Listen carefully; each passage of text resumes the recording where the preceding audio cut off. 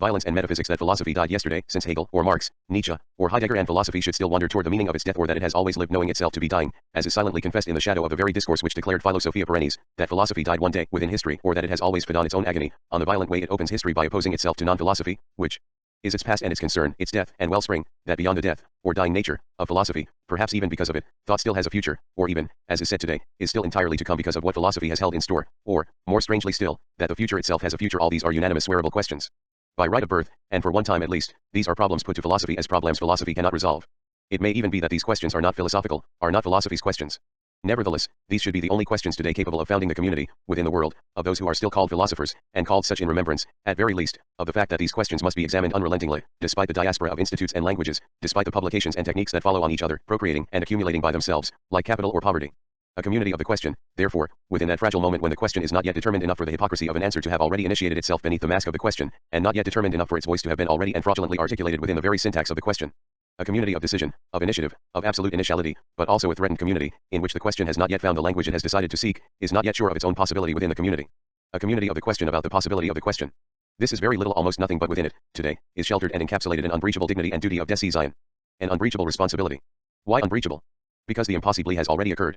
The impossible according to the totality of what is questioned, according to the totality of beings, objects, and determinations, the impossible according to the history of facts, has occurred. There is a history of the question, a pure memory of the pure question which in its possibility perhaps authorizes all inheritance and all pure memory in general, and as such, the question has already begun. We know it has, and a strange certainty about another absolute origin, another absolute decision that has secured the past of the question, liberates an incomparable instruction, the discipline of the question.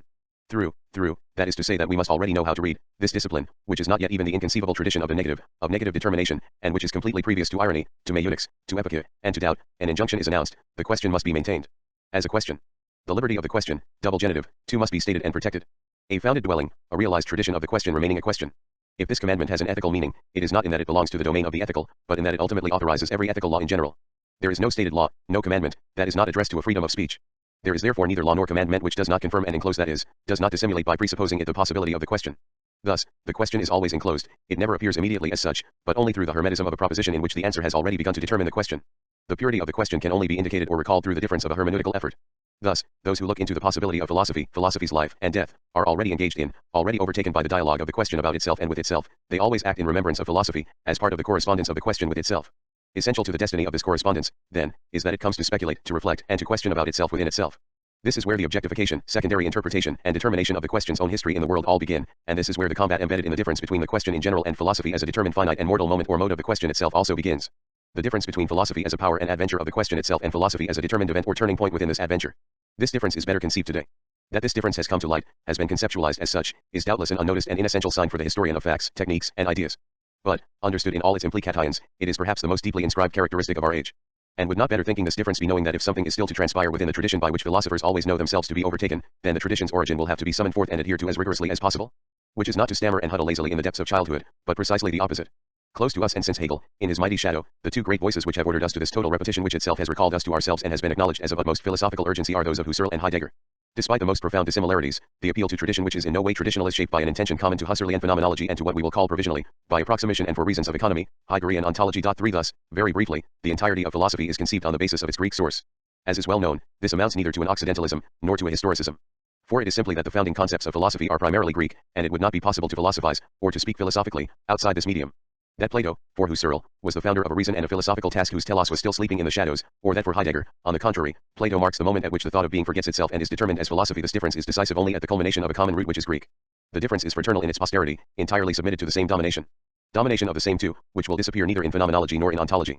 The archaeology to which Husserl and Heidegger lead us by different paths entails, for both, a subordination or transgression, in any event a reduction of metaphysics. Even though, for each, this gesture has an entirely different meaning, or at least does so apparently. Finally, the category of the ethical is not only dissociated from metaphysics but coordinated with something other than itself, a previous and more radical function. When ethics is not treated this way, when law, the power of resolution, and the relationship to the other are once more part of the archaea, they lose their ethical specificity. 5 These three motifs arrayed at the unique source of the unique philosophy would indicate the only possible direction to be taken by any philosophical resource in general. Any possible dialogue between Husserlian phenomenology and Heideggerian ontology, at every point where they are more or less directly implicated, can be understood only from within the Greek tradition. At the moment when the fundamental conceptual system produced by the Greco-European adventure is in the process of taking over all of humanity, these three motifs would predetermine the totality of the logos and of the worldwide historico-philosophical situation. No philosophy could possibly dislodge them without first succumbing to them, or without finally destroying itself as a philosophical language. At a historical depth which the science and philosophies of history can only presuppose, we know that we are consigned to the security of the Greek element, and we know it with a knowledge and a confidence which are neither habitual nor comfortable but, on the contrary, permit us to experience torment or distress in general. For example, the consciousness of crisis is for Husserl but the provisional, almost necessary covering up of a transcendental motif which in Descartes and in Kant was already beginning to accomplish the Greek aim, philosophy as science. When Heidegger says that for a long time, too long, thought has been desiccated, like a fish out of water, the element to which he wishes to return thought is still already the Greek element, the Greek thought of being, the thought of being whose eruption or call produced Greece. The knowledge and security of which we are speaking are therefore not in the world, rather, they are the possibility of our language and the nexus of our world. It is at this level that the thought of Emmanuel Levinas can make us tremble. At the heart of the desert, in the growing wasteland, this thought, which fundamentally no longer seeks to be a thought of being and phenomenality, makes us dream of an inconceivable process of dismantling and dispossession. In Greek, in our language, in a language rich with all the alluvia of its history, and our question takes shape already in a language that admits to its powers of seduction while playing on them unceasingly, this thought summons us to a dislocation of the Greek logos, to a dislocation of our identity, and perhaps of identity in general. It summons us to depart from the Greek site and perhaps from every site in general, and to move toward a hat is no longer a source or a site, too welcoming to the gods, but toward liarge short, toward a prophetic speech already emitted not only nearer to the Sorchiafian Plato or the pre-Socratics, but inside the Greek origin, dose to the other of the Greek, but will the other of the Greek be the non-Greek? Above all, can it be named the non-Greek? And our question comes closer. A thought for which the entirety of the Greek logos has already erupted, and is now a quiet topsoil deposited not over one bedrock, but around a more ancient volcano. A thought which, without philology, and solely by remaining faithful to the immediate, but buried nudity of experience itself, seeks to liberate itself from the Greek domination of the same and the one, other names for the light of being and of the phenomenon, as if from oppression itself, an oppression certainly comparable to none other in the world, an ontological or transcendental oppression, but also the origin or alibi of all oppression in the world. A thought, finally, which seeks to liberate itself from a philosophy fascinated by the visage of being that shows itself in war, which is fixed in the concept of totality which dominates Western philosophy, fatal ity and infinity hereafter ti, p. 21. This thought nevertheless seeks to define itself, in its primary possibility, as metaphysical, a Greek notion however, if we follow the vein of our question. A metaphysics that Levinas seeks to raise up from its subordinate position and whose concept he seeks to restore in opposition to the entire tradition derived from Aristotle. This thought calls upon the ethical relationship, a non-violent relationship to the infinite as infinitely other, to the other six as the only one capable of opening the space of transcendence and of liberating metaphysics. And does so without supporting ethics and metaphysics by anything other than themselves, and without making them flow into other streams at their source. In question, therefore, is a powerful will to explication of the history of Greek speech. Powerful because, if this attempt is not the first of its kind, it reaches a height and a level of penetration in its dialogue at which the Greeks, and foremost among them the two Greeks named Husserl and Heidegger, are called upon to respond. If the messianic eschatology from which Levinas draws inspiration seeks neither to assimilate itself into what is called a philosophical truism, nor even to complete, p. 22, philosophical truisms, nevertheless it is developed in its discourse neither as a theology, nor as a Jewish mysticism, it can even be understood as the trial of theology and mysticism, neither as a dogmatics, nor as a religion, nor as a morality. In the last analysis it never bases its authority on Hebraic theses or texts. It seeks to be understood from within a recourse to experience itself, experience itself hof himt ideable with the 8th experience, the passage and departure toward the other itself as what is sinos reducibly other within it, others. A recourse not to be confused with what has always been called a philosophical enterprise, but which reaches a point at which an exceeded philosophy cannot not be brought into question. Truthfully, messianic eschatology is never mentioned literally, it is but a question of designating a space or a hollow within naked experience where this eschatology can be understood and where it must resonate. This hollow space is not an opening among others. It is opening itself, the opening of opening, that which can be enclosed within no category or totality, that is, everything within experience which can no longer be described by traditional concepts, and which resists every philosophy. What do this explication and this reciprocal surpassing of two origins and two historical speeches signify? Do a new Allah and some strange community begin to take shape, without being the spiraling return of Alexandrian promiscuity? If we recall that Heidegger, too, seeks to open the passageway to a former speech which, supporting itself from within philosophy, carries us to the outer or inner reaches of philosophy, what do this other speech and this other passageway signify here? It is the space of interrogation that we have chosen for a very partial reading of Levinas's work. Of course it is not our intention to explore this space, even in the name of a timid beginning. Faintly and from afar, we only attempt to point it out. First of all, in the style of commentary, we will try to remain faithful to the themes and audacities of a thought, and this despite several parentheses and notes which will enclose our perplexity. Faithful also to its history, whose patience and anxiety capitulate and carry within themselves the reciprocal interrogation of which we wish to speak. 8. Then we will attempt to ask several questions. If they succeed in approaching the heart of this explication, they will be nothing less than objections, but rather the questions put to us by Levinas. We have just spoken of themes and of the history of a thought. The difficulty is classical and concerns not only method. The brevity of these pages will only intensify it. We will not choose.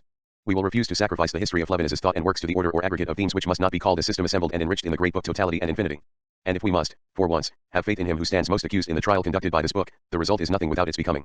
9. But neither will we sacrifice the self-coherent unity of intention to the becoming, which then would be no more than pure disorder. We will not choose between the opening and the totality. Therefore we will be incoherent, but without systematically resigning ourselves to incoherence. The possibility of the impossible sys will be on the horizon to protect us from empiricism. Without reflecting here upon the philosophy of this hesitation, let us note between parentheses that by simply articulating it we have already come close to Levinas's own problematic. The violence of light. The departure from Greece was discreetly premeditated in theory de l'intuition dans la phenomenologie de Husserl. In France, in 1930, this was the first major work devoted to the entirety of Husserl's thought. Through a remarkable exposition of the developments of phenomenology, such as were then available from the published works and teachings of the master, and through precautions which already acknowledged the surprises that Husserl's meditations and unpublished works might hold in store, a reticence was announced. The imperialism of theory already bothered Levinas. More than any other philosophy, phenomenology, in the wake of Plato, was to be struck with light. Unable to reduce the last naivete, the naivete of the glance, it predetermined being as object. 10. At this point the accusation remains timid and is not of a piece. First, it is difficult to maintain a philosophical discourse against light. And 30 years later, when the charges against theoretism and Husserlian phenomenology became the essential motifs in the break with tradition, the nudity of the face of the other, this epiphany of a certain non-light before which all violence is to be quieted and disarmed, will still have to be exposed to a certain enlightenment, especially as concerns the violence implicit in phenomenology. Next, it is difficult to overlook the fact that Husserl so little predetermined being as object that in ideas absolute existence is accorded only to pure consciousness. True, it has often been argued that the difference hardly counts, and that a philosophy of consciousness is always a philosophy of the object. Levinas's reading of Husserl on this point has always been nuanced, supple, contrasted. As early as in the theory of intuition, theory is correctly distinguished from objectivity in general. As we shall see later, practical, axiological, etc., consciousness is for Husserl too a consciousness of the object. Levinas openly acknowledges this. Therefore, the accusation is really directed against the irreducible primacy of the subject-object correlation. But, later, Levinas will insist more and more on those aspects of Husserlian phenomenology which take us to the inner or outer reaches of the subject-object correlation. For example, this would be intentionality as a relationship with otherness, as an exteriority which is not objective, sensibility, passive genesis, the movement of temporalization, etc. 11. See, further, for Levinas the son of the epicena Tesousias will always illuminate the pure awakening and inexhaustible source of thought, p. 127. It is not only the Greek ancestor of the infinite which transcends totality, the totality of being or of noema, the totality of the same or the ego, 12, but is also the instrument of destruction for the phenomenology and ontology subjected to the neutral totality of the same as being or as ego. All the essays in 1947 grouped under the title De Al Existence A Al Existent will be placed under the sign of the Platonic formulation placing the good beyond being. In totality and infinity, the phenomenology of Eros describes the movement of the epicena Tesousias in the very experience of the caress. In 1947 Levinas calls this movement, which is not theological, not a transcendence toward a superior existence, excendence. With a foothold in being, excendence is a departure from being and from the categories which describe it. This ethical excendence designates the side rather than non-side of metaphysics as metatheology, meta-ontology, metaphenomenology. We will have to return to this reading of the epicena Tesousias and its relationship to ontology. Since we are speaking of light, let us note for the moment that the Platonic movement is interpreted such that it leads no longer to the sun but even beyond light and being, beyond the light of being. We thus encounter in our own way the Platonic idea of the good beyond being, we read at the end of Totality and Infinity, p. 293 my italics, concerning creation and fecundity. In our own way, which is to say that ethical excendence is not projected toward the neutrality of the good, but toward the other, and that which is, epicena Tesousias is not essentially light but fecundity or generosity. Creation is but creation of the other, it can be only as paternity, and the relations of the father to son escape all the logical, ontological, and phenomenological categories in which the absoluteness of the other is necessarily the same. But did not the Platonic sun already enlighten the visible sun, and did not excendence play upon the metaphor of these two suns? Was not the good the necessarily nocturnal source of all light? The light of light beyond light. The heart of light is black, as has often been noticed. Point 13 further, Plato's sun does not only enlighten, it engenders. The good is the father of the visible sun which provides living beings with creation, growth, and nourishment. Republic, 508a 509b. Finally, Levinas is certainly quite attentive to everything in Husserl's analyses which tempers or complicates the primordiality of theoretical consciousness. In a paragraph devoted to non-theoretical consciousness, it is acknowledged that the primacy of objectivity in general is not necessarily confused, in ideas with the primacy of the theoretical attitude. There are non-theoretical acts and objects of a new and irreducible ontological structure. For example, says Husserl, the act of valorization constitutes an axiological object, Gegenständlichkeit, specific in relation to the world of things, constitutes a being from a new region. Levinas also admits on several occasions that the importance accorded to theoretical objectivity has to do with the transcendental guide most often chosen in ideas the perception of extended things.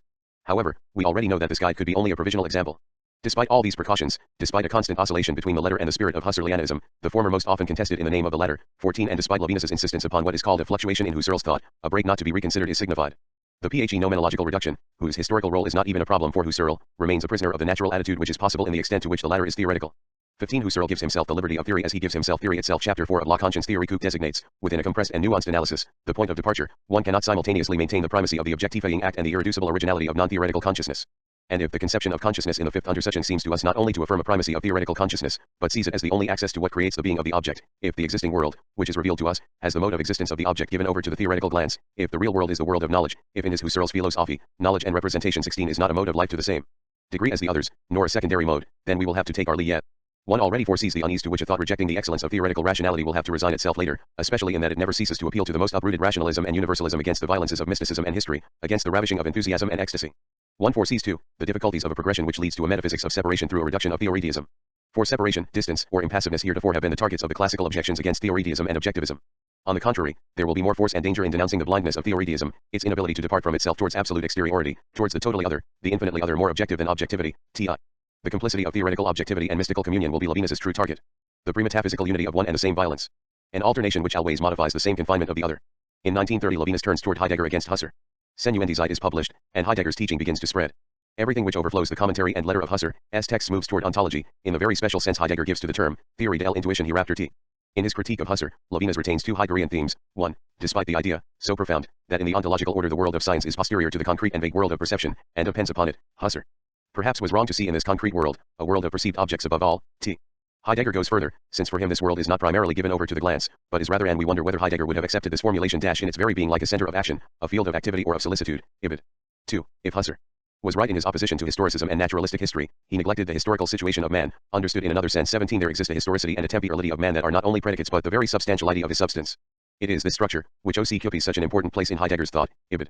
One already foresees the unease to which a thought rejecting the excellence of a philosophy which appears, as independent of man's historical situation as a theory seeking to consider everything sub specie aeternitatis, will have to resign itself later, especially in that it never ceases to call upon the eschatology which like experience as the beyond of history withdraws beings from history's jurisdiction. There is no contradiction here but rather a displacement of concepts, in this case the concept of history which we must follow. Perhaps then the appearance of contradiction will vanish as the fantasy of a philosophy enveloped in its own fundamental conceptions. A contradiction according to what Levinas often will call formal logic. Let us follow this displacement. The respectful, moderate reproach directed against Husserl in a Heideggerian style will soon become the main charge of an indictment, this time directed against Heidegger, and made with a violence that will not cease to grow.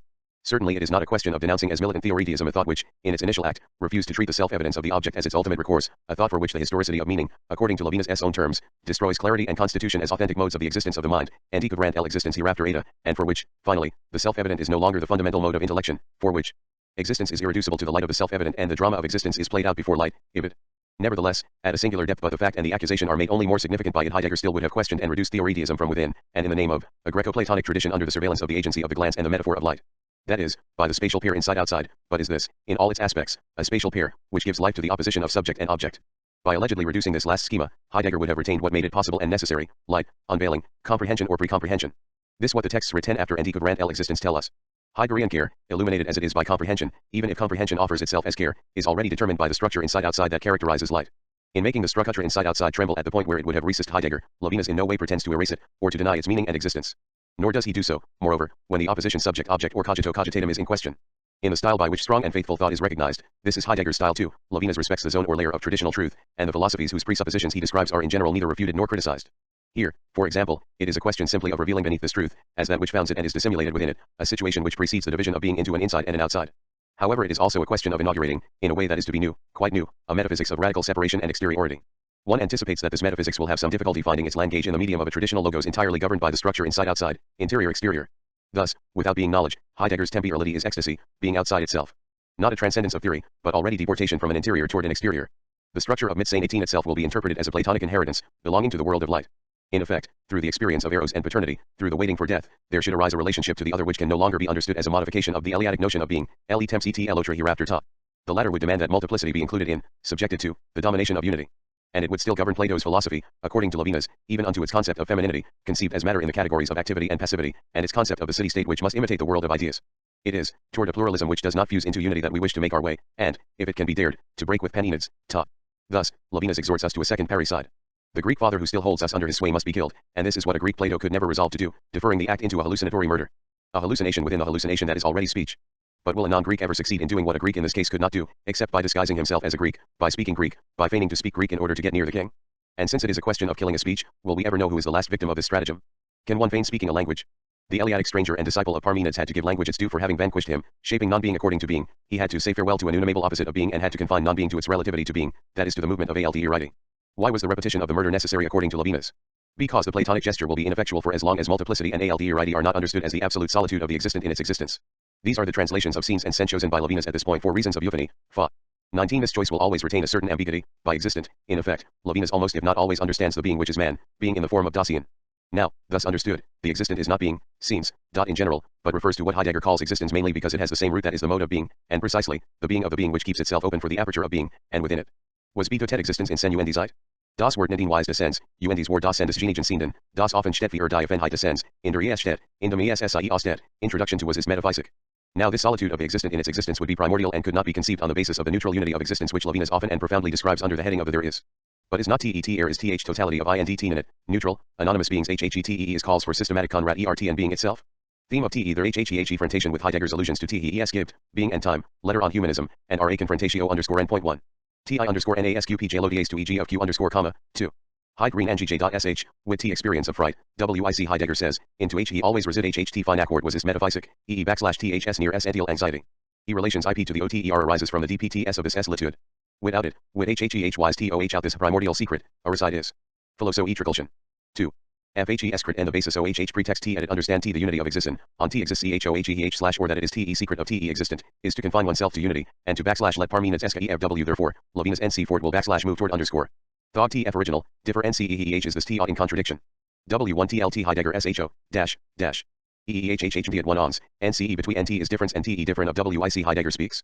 Is TEIR juxtaposition anything but verbal? EHHH will consider THNS lat R. And WICH difference is more original?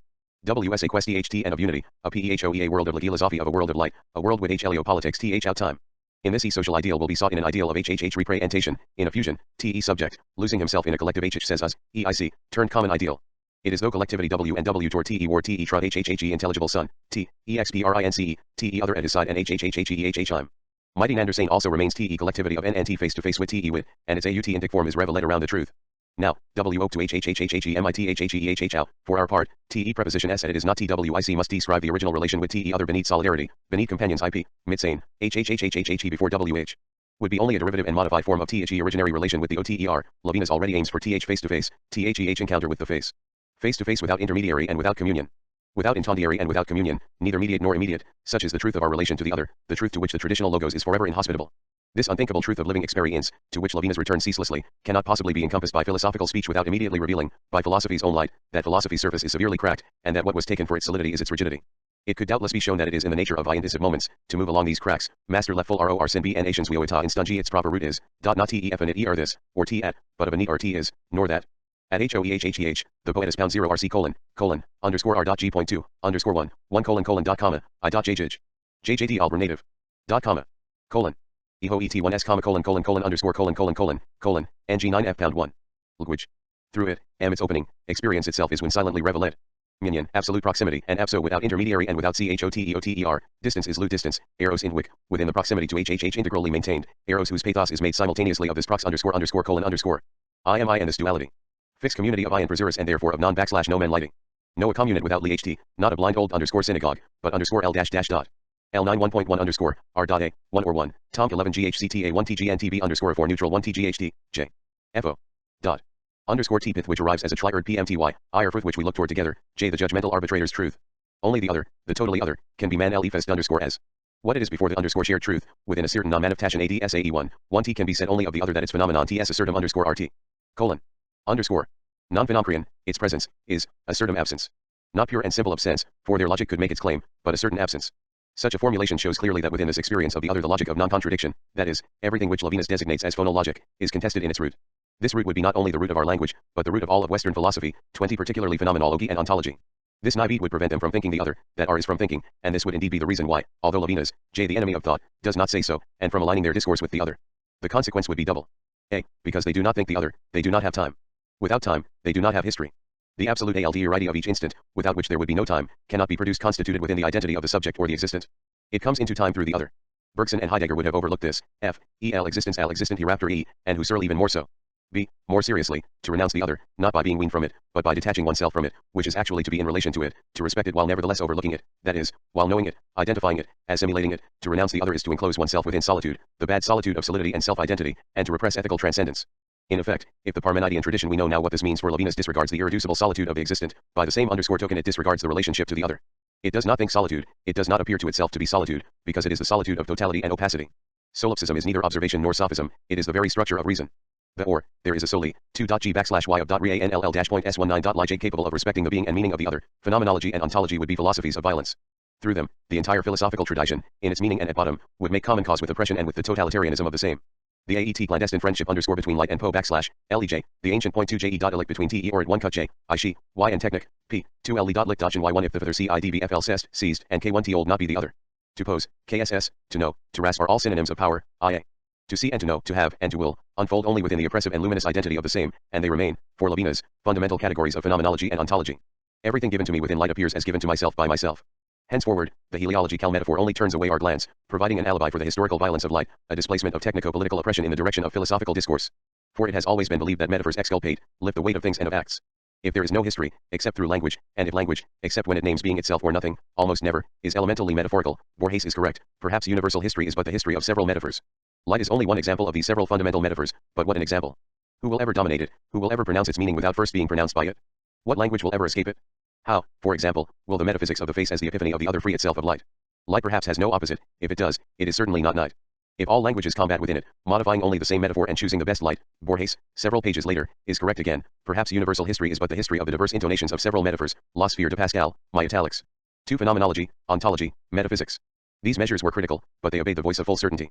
They appeared, through the essays, the concrete and subtle analyses concerning exoticism, the caress, insomnia, fecundity, work, the instant, fatigue, only at the point, at the edge of the indescribable indestructible which opens up classical conceptuality, seeking its own conceptuality between rejections. Totality and infinity, the great work, not only enriches these concrete analyses but organizes them within a powerful architecture. Levinas calls the positive movement which takes itself beyond the disdain or disregard of the other, that is, beyond the appreciation or possession, understanding, and knowledge of the other, metaphysics or ethics. Metaphysical transcendence is desire. This concept of desire is as anti-Hegelian as it can possibly be. It does not designate a movement of negation and assimilation, the negation of alterity first necessary in order to become self-consciousness certain of itself, phe nomenology of the mind and encyclopedia. For Levinas, on the contrary, desire is the respect and knowledge of the other as other, the ethico-metaphysical moment whose transgression consciousness must forbid itself. According to Hegel, on the contrary, this gesture of transgression and assimilation is necessary and essential. Levinas sees in it a pre-metaphysical, natural necessity, and in several splendid analyses separates desire from enjoyment which Hegel does not appear to do. Enjoyment is only deferred in work 22 thus, Hegelian desire would be only need, in Levinas's sense. But one rightly suspects that things would appear more complicated, if one followed closely the movement of certitude and the truth of desire in the phenomenology of the mind. Despite his anti-Kierkegaardian protests, Levinas here returns to the themes of fear and trembling. The movement of desire can be what it is only paradoxically, as the renunciation of desire. Neither theoretical intentionality nor the effectivity of need exhaust the movement of desire, they have as their meaning and end their own accomplishment, their own fulfillment and satisfaction within the totality and identity of the same. Desire, on the contrary, permits itself to be appealed to by the absolutely irreducible exteriority of the other to which it must remain infinitely inadequate. Desire is equal only to excess. No totality will ever negq feel. Jt. Thus, the metaphysics or desura is a metaphysics 7 norm flow inspiration. Not a consciousness of separation as a Judaic consciousness, as an unhappy consciousness 23 in the Hegelian Odyssey. Abraham's unhappiness is an expediency, the provisional necessity of a figure and a transition within the horizons of a reconciliatory return to self and absolute knowledge. Here there is no return. For desire is not unhappy. It is opening and freedom. Further, a desired infinite may govern desire itself, but it can never appease desire by its presence. And if desire were to cease with God/I would envy you hell. May we cite Claude, to comment upon Levinas, when the latter also polemises against this spirit admired since our earliest youth. The infinitely other is the invisible, since vision opens up only the illusory and relative exteriority of theory and of need. A provisional exteriority, given only within sight of its own consummation, its own consumption. Inaccessible, the invisible is the most high. This expression perhaps inhabited by the Platonic resonances Levinas evokes, but more so by others more readily recognizable tears apart by the superlative excess, the spatio light lighty of _ the metaphor. No FTRN matter how HTGLTF is HI 1S always accesses 61E, the ST height, now is higher than height. No addition of more height will ever measure it. It does not belong to space, is not of this world. But what necessity compels this inscription of Lang _ 111 GJN space at the very moment when it exceeds space, CA it the degree PLE of metaphysical transcendence sees a spatial non-height, Buffia, F and the last analysis, _L _itimates the expression of transcendence, borrowed from Jean Wall. The E, _91 T, W FLLE Irviaps will help us understand it. The ego is the same. The alterity or negativity interior to the ego, the interior difference, is but an appearance, an illusion, a play of the same, the mode of identification O.go WH _N T I N. QID.ELS, LL at _pound _ body, posses Zion, home, economy, etc. Levinas devotes some splendid descriptions to them. But this play of the same is not monotonous, is not repeated as monologue and formal tautology. As the work of identification and the concrete production of egoity, it entails a certain negativity. A finite negativity, an internal and relative modification through which the ego affects itself by itself, within its own movement of identification. Thus it alters itself toward itself within itself. The races J to work, by provoking it, remains a moment of the same, a finite moment that forms a system and a totality with the agent. It necessarily follows, then, that Levinas will describe history as a blinding to the other, and as the laborious procession of the same. One may wonder whether history can be history, if there is history, when negativity is enclosed within the circle of the same, and when work does not truly meet alterity, providing itself with its own resistance. One wonders whether history itself does not begin with this station high p. T9 the other which Sev mass places _2. Why RR work of this question should govern idea for feeding of totality. And in feed 90. In R Yevin, OSI, RVES fly displacement of concept of historic right of which we spoke above. It must be acknowledged that without this displacement no anti-Hegelianism could be logically consequent. The necessary condition for this anti-Hegelianism is therefore fulfilled. A precaution must be made, the theme of the concrete, non-formal, tautology or of false, finite, heterology. This very difficult theme is proposed rather discreetly at the beginning of totality and infinity, but it conditions every affirmation made in the book. If negativity, work, history, etc., never has a relation to the other, if the other is not the simple negation of the same, then neither separation nor metaphysical transcendence can be conceived under the category of negativity. Just as we saw above, simple internal consciousness could not provide itself with time and with the absolute alterity of every instant without the eruption of the totally other, so the ego cannot engender alterity within itself without encountering the other. If one is not convinced by these initial propositions authorizing the equation of the ego and the same, one never will be. If one does not follow Levinas when he affirms that the things offered to work or to desire in the Hegelian sense, for example, natural objectivity belong to the ego's economy, to the same, and do not offer the absolute resistance reserved for the others, if one is tempted to think that this last resistance supposes, in its innermost meaning, the possibility of the resistance of things, the existence of the world which is not myself and in which I am, in as original a way as one may wish, for example as origin of the world within the world, although it is not to be confused with this possibility, if one does not follow Levinas when he affirms that the true resistance to the same is not that of things, is not real but rather is intelligible, 24 and if one rebels against the notion of a purely intelligible resistance, then in all these cases one will follow Levinas no further. Nor will one be able to follow, without an indefinable malaise, the conceptual operations liberated by the classical dissymmetry of the same and other, as they are overturned, or, as a classical mind would say, while they feign permitting themselves to be overturned, all the while remaining the same, impassive beneath an algebraic substitution. L underscore what, then, is THLLLTITLL the underscore? Underscore S underscore chi. O neither represent a underscore T li, G arshan, nor limitation, nor conceptual relation to the same. The ego and the other do not permit themselves to be dominated or made into totalities by a concept of relationship. And first of all because the concept, material of language, which is always given to the other, cannot encompass the other, cannot include the other. The dative or vocative dimension which opens the original direction of language, cannot lend itself to inclusion in and modification by the accusative or attributive dimension of the object without violence. Language, therefore, cannot make its own possibility a totality and include within itself its own origin or its own end. Truthfully, one does not have to wonder what this encounter is. It is the encounter, the only way out, the only adventuring outside oneself toward the unforeseeably other. Without hope of return. In every sense of this expression // which is why this eschatology which awaits nothing sometimes appears infinitely hopeless. Truthfully, in La Trace d'Iotre eschatology does not only appear hopeless. It is given as such, and renunciation belongs to its essential meaning. In describing liturgy, desire, and the work of art as ruptures of the economy and the Odyssey, as the impossibility of return to the same, Levinas speaks of an eschatology without hope for the self or without liberation in my time. Therefore, there is no way to conceptualize the encounter, it is made possible by the other, the unforeseeable resistant to all categories. Concepts suppose an anticipation, a horizon within which ALDRID is amortized as soon as it is announced precisely because it has let itself be foreseen. The infinitely other cannot be bound by a concept, cannot be thought on the basis of a horizon, for a horizon is always a horizon of the same, the elementary unity within which eruptions and surprises are always welcomed by understanding and recognized. Thus we are obliged to think in opposition to the truisms which we believed which we still cannot not believe to be the very ether of our thought and language. To attempt to think the opposite is stifling. And it is a question not only of thinking the opposite which is still in complicity with the classical alternatives, but of liberating thought and its language for the encounter occurring beyond these alternatives. Doubtless this encounter, which for the first time does not take the form of an intuitive contact, in ethics, in the sense given to it by Levinas, the principal, central prohibition is that of contact, but the form 25 of a separation, encounter as separation, another rupture of formal logic. Doubtless this encounter of the unforeseeable itself is the only possible opening of time, the only pure future, the only pure expenditure beyond history as econom, but this future, this beyond, is not another time, a day after history. Fs resurgate at the heart of experience. Present not as a underscore total re dot in p /ILAS. FF therefore, before all dogmas, ALF conversions, AF articles of faith or philosophy, experience itself is SS atological at its origin and in each of its aspects. Ace to FAC if the other within ATA underscore E. LND is speech which both maintain distance and interrupt all totalities, T in dash separation exceeds or exceeds society, collectivity, community. Levinas calls it raison. It opens ethics. The ethical relation is a religious relation, difficile liberté hereafter DL. Not a religion, but the religiosity of the religious.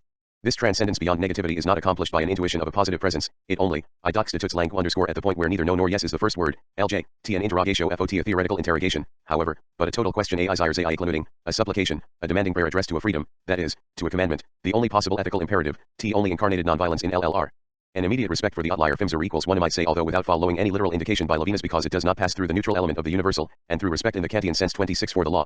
This restitution of metaphysics then permits the radicalization and systematization of the previous reductions of phenomenology and ontology.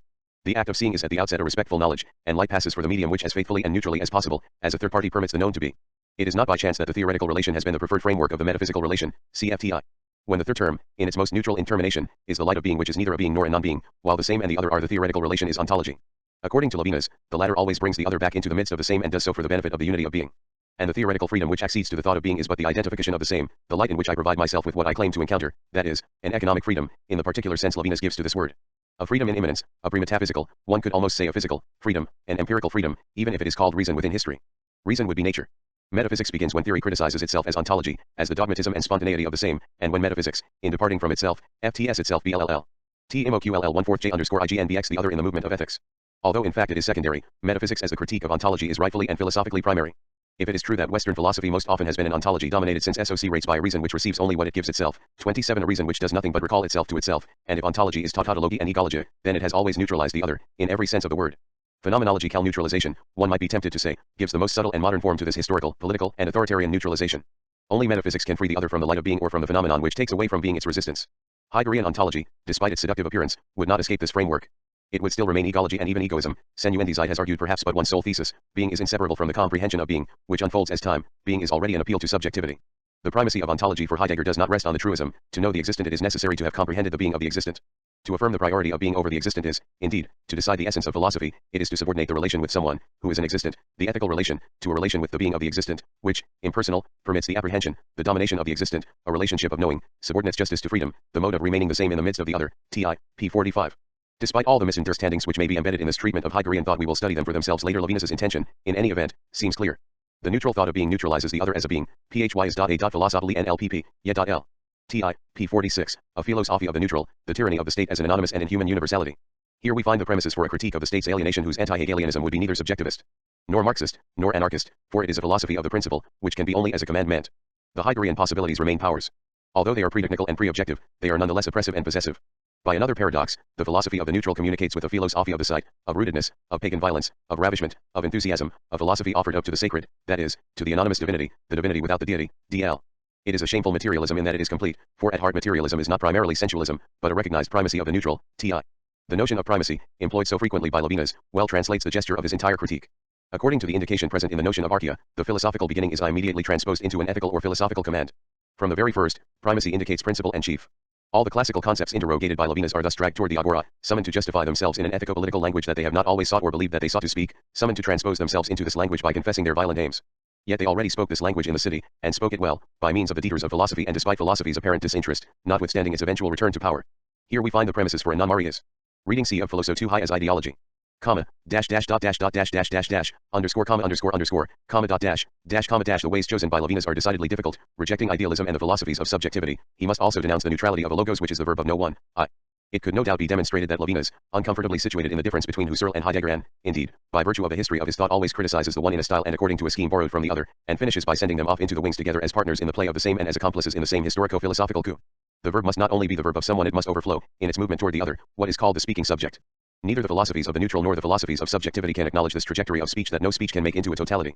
By definition, if the other is the other, and if all speech is for the other, no logos as absolute knowledge can comprehend dialogue and the trajectory toward the other. This incomprehensibility, this rupture of logos is not the beginning of irrationalism but the wound or inspiration which opens speech and then makes possible every logos or every rationalism. A total logos still, in order to be logos, would have to let itself be proffered toward the other beyond its own totality. If, for example, there is an ontology or a logos of the comprehension of the being, of beings, it is in that already the comprehension of being is said to the existent, who again arises behind the theme in which he is presented. This saying to the other, this relationship to the other as interlocutor, this relation with an existent precedes all ontology, it is the ultimate relation in being. Ontology presupposes metaphysics, T.I., pages 47-48. Prior to the unveiling of being in general, as the basis of knowledge and meaning of being, there is a relationship with the step is expressed before the ontological level, the ethical level. Therefore morality is not a branch of philosophy, but first philosoph the absolute overflowing of ontology as the totality and unity of the same, being by the other occurs as infinity because no totality can constrain it. The infinity irreducible to the representation of infinity, the infinity exceeding the ideation in which it is thought of as more than I can think, as that which cannot be an object or a simple objective reality of the idea, such is the pole of metaphysical transcendence. After the Epicene Tezousias, the Cartesian idea of infinity made metaphysics emerge for a second time in Western ontology. But what neither P.L. to poor Descartes recognized, along with several others, if we be permitted not clive to the same extent as Levinas in their solitude among the philosophical CRH understands neither J.RJT.Q.sendent or the strange idea of infinity to/at th. Ne underscoration of this infinity is the face. J. The face is not only a visage which may hesirpheus or th or antmal. Facies, aspect, or species. It is not only, following the origin of the word, what is seen because it is naked. It is also that which sees. Not so much that which sees things a theoretical relation but that which exchanges its glance. The visage is a face only in the face-to-face. As Schiller said, but our citation must not make us forget that Levinas is nothing less than Schillerian. I see not only the eyes of another, I see also that he looks at me. Did not Hegel say this too? If we ask ourselves now in which particular organ the soul appears as such in its entirety, we shall at once point to the eye. For in the eye the soul concentrates itself, it not merely uses the eye as its instrument, but is itself therein manifest. We have, however, already stated, when referring to the external covering of the human body, that in contrast with the bodies of animals, the heart of life pulses through and throughout it. And in much the same sense it can be asserted of art that it has to invent every point of the external appearance into the direct testimony of the human eye, which is the source of soul life, and Revia 1's spirit. This is perhaps the occasion to emphasize, concerning a precise point, a theme that we will enlarge upon here. Levinas is very close to Hegel, 28 much closer than he admits, and at the very moment when he is apparently opposed to Hegel in the most radical fashion. This is a situation he must share with all anti-Hegelian thinkers, and whose final significance calls for much thought. Here, in particular, on the relations between desire and the eye, between sound and theory, the convergence is as profound as the difference, being neither simply added to nor juxtaposed with it. In effect, like Levinas, Hegel thought that the eye, not aiming at consumption, suspends desire. It is the very limit of desire, and perhaps, thereby, its resource, and is the first theoretical sense. We must not conceive light and the eyes opening on the basis of any physiology, but on the basis of the relation between death and desire. After having spoken of taste, touch, and SME 11, Hegel again writes, on the other hand, possesses a purely ideal relation to objects by means of light, aesthetics, sight, material which is at the same time immaterial, and which suffers on its part the objects to continue in their free self-subsistence, making them appear and reappear, but which does not, as the atmosphere or fire does, consume them actively either by imperceptible degrees or patently. Everything, then, is an object of the appetiteless vision, lavu exempta desires, which, however, in so far as it remains unimpaired in its integrity, merely is disclosed in its form and allure. This neutralization of desire is what makes sight excellent for Hegel. But for 29 Levinas, this neutralization is also, and for the same reasons, th first violene, even though the face is. T is when the glance is absent. L violence LH would be the solitude, a mute glance of a face without speech, of seeing. According to Mass E.G. and contrary to what one may be the abstract led to believe, does not the other. Respect, beyond grasp and contact by itself, beyond touch, smell and respect taste, can be only as desire, and metaphysical desire does not seek to consume, as do Hegelian desire or need. This is why Levinas places sound above light. Thought is language and is thought in an element analogous to sound and no to light. WHT does this analogy mean here, a difference and a resemblance, a relation between the sensible sound and the sound of thought as intelligible speech, between sensibi 1 ity and signification, the senses and sense? This is a question also posed by Hegel, admiring the word sin. J, colon, comma, L, slash dash in totality and infinity. The movement of metaphysics is thus also the tran L dash colon underscore n of he. Relation to, S but in Hegel's aesthetics too, the remaining ideal sense is hearing. This is in signal contrast to the one just described.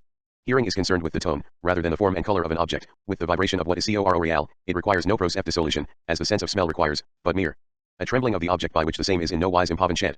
This ideal motion, in W1CT if it sound what is as it were the simple individuality subjective I the soul of the material thing expresses itself, the ear receives also in an ideal way, just as the eye shape and color, and suffers thereby what is ideal or not external in the object to appeal to what is spiritual or non-corporeal. 30 But, hearing, which, as also the sight, does not belong to the senses of action sense prodiques but those of contemplation sense theoriques, and is, in fact, still more ideal than sight. For the unruffled, aesthetic observation of works J- of art no doubt permits the objects to stand out quietly in their freedom just as they are without any desire to impair that effect in any way, but that which it apprehends is not that which is itself essentially ideally composed, but rather on the contrary, that which receives its consistency in its sensuous existence. The ear, on tilt. L. R.L. LT, receives the res underscore L, QF.THN. 4 of material substance, with RCGI of PJJ, FTI colon underscore L. Underscore relation towards. YO, a result by means OWTCH it is no longer the material O6 jet in comma underscore its repose, but the first example of the more ideal activity of the soul itself, J, colon S which is apprehended. 31. 1. F. The question of the analogy would thus lead us BA underscore to the notion of underscore trit, bling, which seems to us decisive in Hegel's aesthetics in that it opens the page R, FOic reality. Further, in order to confront systematically Hegel's and Levinas's underscore thoughts on the theme of the face, one would have to consult not only the pages of the phenomenology of the mind devoted to physiognomy, but also paragraph underscore 411 of the Encyclopedia on Mind, Face, and Language. For reasons now familiar to us, the face-to-face eludes every category. For within it the face is given simultaneously as expression and as speech. Not only as glance, but as the original unity of glance and speech, eyes and mouth, that speaks, but also pronounces its hunger.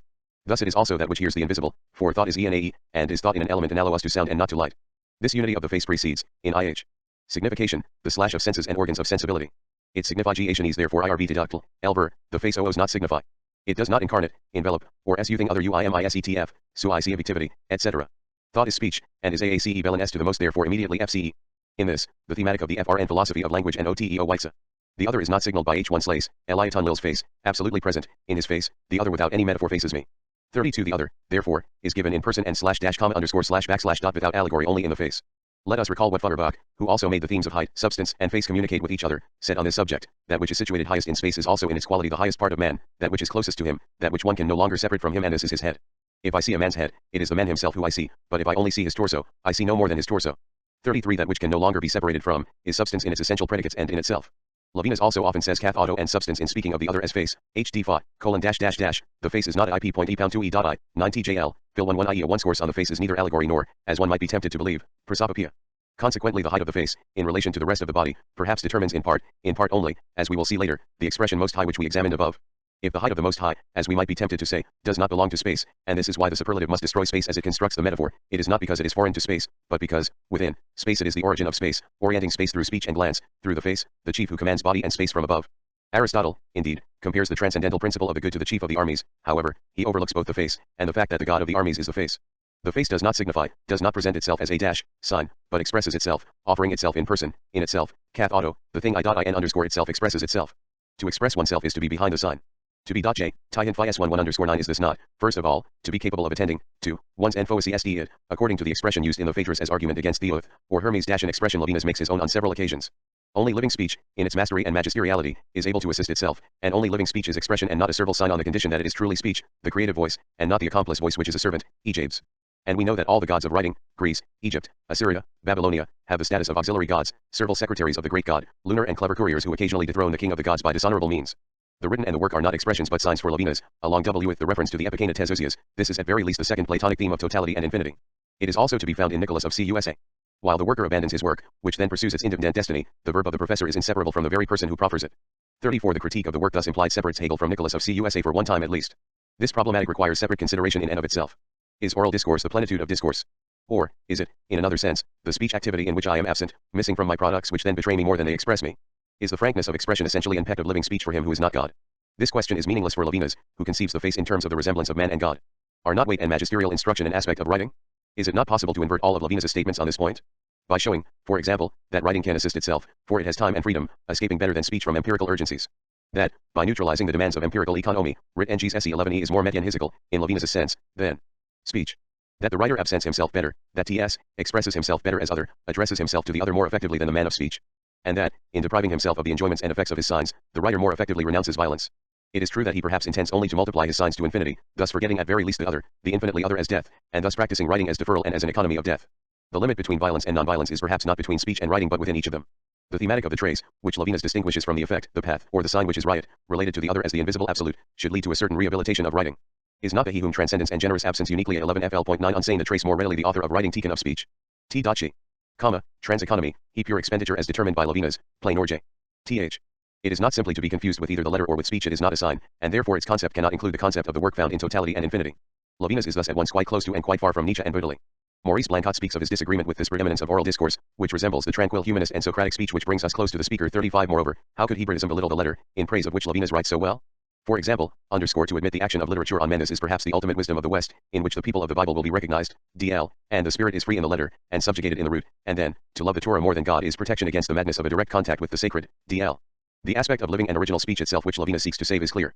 Without its possibility, outside its horizon, writing is nothing. In this sense, writing will always be secondary. To liberate it from this possibility and this horizon, from this essential secondariness, is to deny it as writing, and to leave room for a grammar or a lexicon without language, for cybernetics or electronics. But it is only in God that speech, as presence, as the origin and horizon of writing, is realized without defect. One would have to be able to show that only this reference to the speech of God distinguishes Levinas's intentions from those of Socrates in the Phaedrus, and that for a thought of original finitude this distinction is no longer possible. And that if writing is secondary at this point, nothing, however, has occurred before it. As for Levinas's ties to Blanchot, it seems to us that despite the frequent rapprochements he proposes, the profound and incontestable affinities between them all belong to the CIJTIC.AL, and NI.YIDQ. Lent, _y.ith and ydiotla y colon dot _ DL /fafini rn _ in which messianic eschatology comes to resonate, within the expected -tib no expectation in which Levinas has begun to hear a response. This response is still called expectation, of course, but Levinas no longer has to await it. The affinity ceases, it seems to us, at the moment when eschatological positivity retrospectively comes to illuminate the common root, to lift the finitude and pure negativity of the question, when the neutral is determined. Blanchot could probably extend over all of Levinas's propositions what he says about the dissymmetry within the space of communication. Here, I believe, is what is decisive in the affirmation which we must hear, and which must be maintained independently of the theological context in which it occurs. But is this possible? Independent of its theological context, an expression that Levinas would most likely reject. 9 Es not this entire discourse collapse? To be a hydra one he sign which is in the world is afterward to remain invisible to thura will in epiphany. In the face, the other is given over in person as other, that is, as that which does not reveal itself, as that which cannot be made thematic. I could not possibly speak of the other, make of the other a theme, pronounce the other as object, in the _s_ajibby can. I must only speak to the other, that is, I must call him in the vocative 2/ which is not a category, a case of speech, but, rather the bursting F7 of a raising up of speech. Categories must be misinferred phi other or be overlooked, but for the other not to be overlooked, he must present himself as absence, and must appear as no _nflp colon dot, _e ll always 5 l mic sign 7 ua its wrksi's within its secrti terrier and forever discrete et, interrupting kj.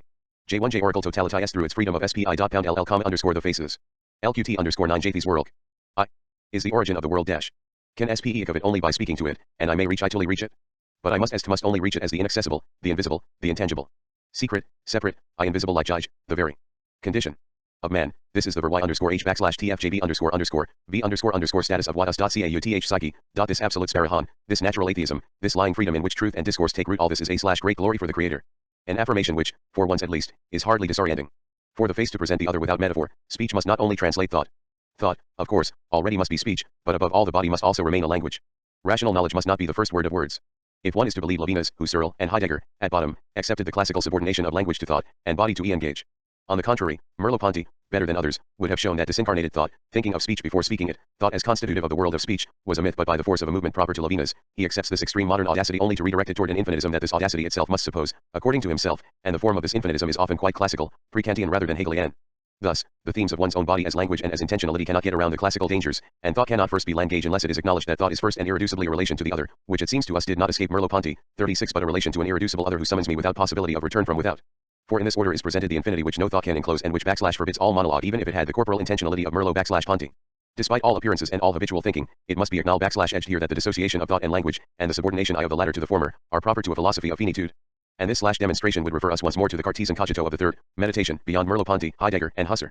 And does so ac according to a schema that seems to us to support the entirety of Levinas's thought, the other is the other only if his aldehyde is absolutely inadducible, that is, infinitely irreducible, and the infinitely other can only be infinity. As speech and glance the face is not in the world, since it opens and exceeds the totality. This is why it marks the limit of all power, of all violence, and the origin of the ethical. In a sense, murder is always directed against the face, but thereby always misses it. Murder exerts a power over that which escapes power. Still, a power, for the face expresses itself in the sensible, but already impotence, because the face rips apart the sensible. The other is the only being who I may wish to kill, but the only one, also, who orders that thou shalt commit no murders, and thus absolutely limits my power. Not by opposing me with another force in the world, but by speaking to me, and by looking at me from another origin of the world, from that which no finite power can restrict, the strange, unthinkable notion of unreal resistance. Since his 1953 article, already cited, Levinas no longer, to our knowledge, speaks of intelligible resistance, an expression whose sense still belongs at least literally, to the realm of the same, and which was utilized, apparently, only to signify an unreal resistance. In totality and infinity Levinas speaks of ethical resistance. That which escapes the concept as power, therefore, is not existence in general, but the existence of the other. And first of all because, despite all appearances, there is no concept of the other.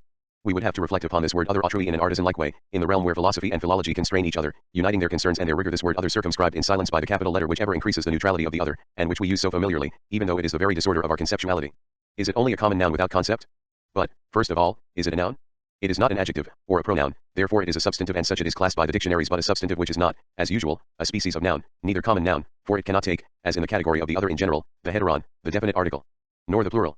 In the chancellery location L autrui the other, Le must not be understood as the article of autrui, implied is property, rights, the rights of others, notes litera, who began thus, autrui, from alterwic, this other, in regimen, this is why autrui is always in regimen, and why autrui is less general than l'autre the others. Thus, without making language the accident of thought, we would have to account for this, that, within language, that which is always in regimen and in the least generality is, in its meaning, undeclinable and beyond genre. What is the origin of this case of meaning in language, of this regimen in which language places meaning? Nor is autrui a proper noun, even though its anonymity signifies but the unamable source of every proper noun. We would have to examine patiently what emerges in language when the Greek conception of heteron seems to run out of breath when faced by the alterwic, what happens when the heteron seems to become incapable of mastering what it alone, however, is able to pre-comprehend by concealing it as alderite, other in general, and which, in return, will reveal to heteron its irreducible center of meaning, the other as other autrui. We would have to examine the complicity of the concealment and the pre-comprehension which does not occur within a conceptual movement, for the French word autrui does not designate a category of the genre autre. We would have to examine this thought of the other in general, which is not a genre, the Greek thought within which this non-specific difference realizes itself in our history. Or, rather, what does mttre mean before its Greek determination as heteron, and its Judeo-Christian determination as autrui? This is the kind of question which Levinas seems to contest profoundly. According to him, only the eruption of the other permits access to the absolute and to the irreducible alderite of the other. We would have to examine, therefore, this hui of autrui whose transcendence is not yet that of a thou. Here, Levinas's opposition to Buber or to Gabriel Marcel becomes meaningful, after opposing the magisterial height of the you to the intimate reciprocity of the me-thou, ti. Levinas seems to move toward a philosophy of the isle, of the he, ll, in his meditation of the trace, that is, of the neighbor as a distant stranger, according to the original ambiguity of the word translated as the neighbor to be loved. A philosophy of the he who would not be an impersonal object opposed to the thou, but the invisible transcendence of the other. 37 If the face's expression is not revelation, then the unrevealable is expressed beyond all thematization, beyond all constitutive analysis, all phenomenology. At its various stages, the transcendental constitution of the alter, / ego of which Husserl attempts to reassemble the description in the fifth of the Cartesian Meditations would presuppose that whose genesis it allegedly traces, according to Levinas. The other could not be constituted as an alter ego, as a phenomenon of the ego, by and for a nomadic subject proceeding by a presentative analogy. All the difficulties encountered by Husserl could be surmounted if the ethical relationship were recognized as the original face-to-face, as the emergence of absolute alderite, the emergence of an exteriority which can be neither derived, nor engendered, nor constituted on the basis of anything other than itself. An absolute outside, an exteriority infinitely overflowing the monad, of the ego cogito. Here again, Descartes against Husserl, the Descartes of the third meditation allegedly misconstrued by Husserl. While Descartes, in his reflections on the cogito, becomes aware that infinity not only cannot be constituted as a dubitable object, but has already made infinity possible as a cogito overflowing the object, a non-spatial overflowing, against which metaphor Chateau's, Husserl, on the other hand, sees in the cogito a subjectivity with no support from without, constituting the idea of infinity itself, and providing himself with it as object, ff. Now, the infinite, the other, cannot be an object because it is speech, the origin of meaning and the world. Therefore, no phenomenology can account for ethics, speech, and justice. But if all justice begins with speech, all speech is not just. Rhetoric may amount to the violence of theory, which reduces the other when it leads the other, whether through psychology, demagogy, or even pedagogy which is not instruction. The latter descends from the heights ol.lbm. Whose absolute exteriority does not impair the disciple's freedom on rc, sf, uncovers te de 1x2 ff. Pound y dot. Underscore without which no nudity uj underscore delobe any meaning. All nudity, even the nudity of the body experienced in shame, f speech in relation to the non-metaphorical nudity of the face. This is already quite explicit in LS ontology fundamental. The nudity of the face is not a stylistic figure and it is shown, still in the form of negative theology, that this nudity is not even an opening, for an opening is relative to a surrounding plenitude. The word nudity thus destroys itself after serving to indicate something beyond itself. An entire reading and interrogation of totality and infinity could be developed around this affirmation. For this affirmation seems to / us quite implicitly, perhaps even too implicitly, to support the decisive division / between what Levinas calls the face and that which is beyond the face, the section which considers, aside from the phenomenology of eros, love, fecundity, and time. This nudity of the face, speech, and glance, being neither theory nor theorem, is offered and exposed as denuding, as demanding supplication, as the unthinkable unity of a speech able to assist itself and a glance which calls for assistance. Asymmetry, non-light, and commandment then would be violence and injustice themselves and, indeed, so they are commonly understood if they established relations between finite beings, or if the other was but a negative determination of the finite or infinite, same. But we have seen that this is not the case. Infinity, as infinitely other, cannot be violent as is totality, which is thus always defined by Levinas, always determined by an option, that is, an initial decision of his discourse, as finite totality, for Levinas, means a finite totality. This functions as a silent axiom. This is why God alone keeps Levinas's world from being a world of the pure and worst violence, a world of immorality itself. The structures of living and naked experience described by Levinas are the very structures of a world in which war would rage strange conditional if the infinitely other were not infinity, if there were, by chance, one naked man, finite and alone. But in this case, Levinas would no doubt say, there no longer would be any war, for there would be neither face nor true asymmetry. Therefore the naked and living experience in which God has already begun to speak could no longer be our concern. In other words, in a world where the face would be fully respected, as that which is not of this world, there no longer would be war. In a world where the face no longer would be absolutely respected, where there no longer would be a face, there would be no more cause for war. God, therefore, is implicated in war. His name too, like the name of peace, is a function within the system of war, the only system whose basis permits us to speak, the only system y-jj \1 / whose language may ever be spoken. With or without God, there would be no war. War supposes and excludes God. We can have a relation to God only within such a system. Therefore war for war there is the difference between the face and the finite world without a face. But is not this difference that which has always been called the world, in which the absence-presence of God plays?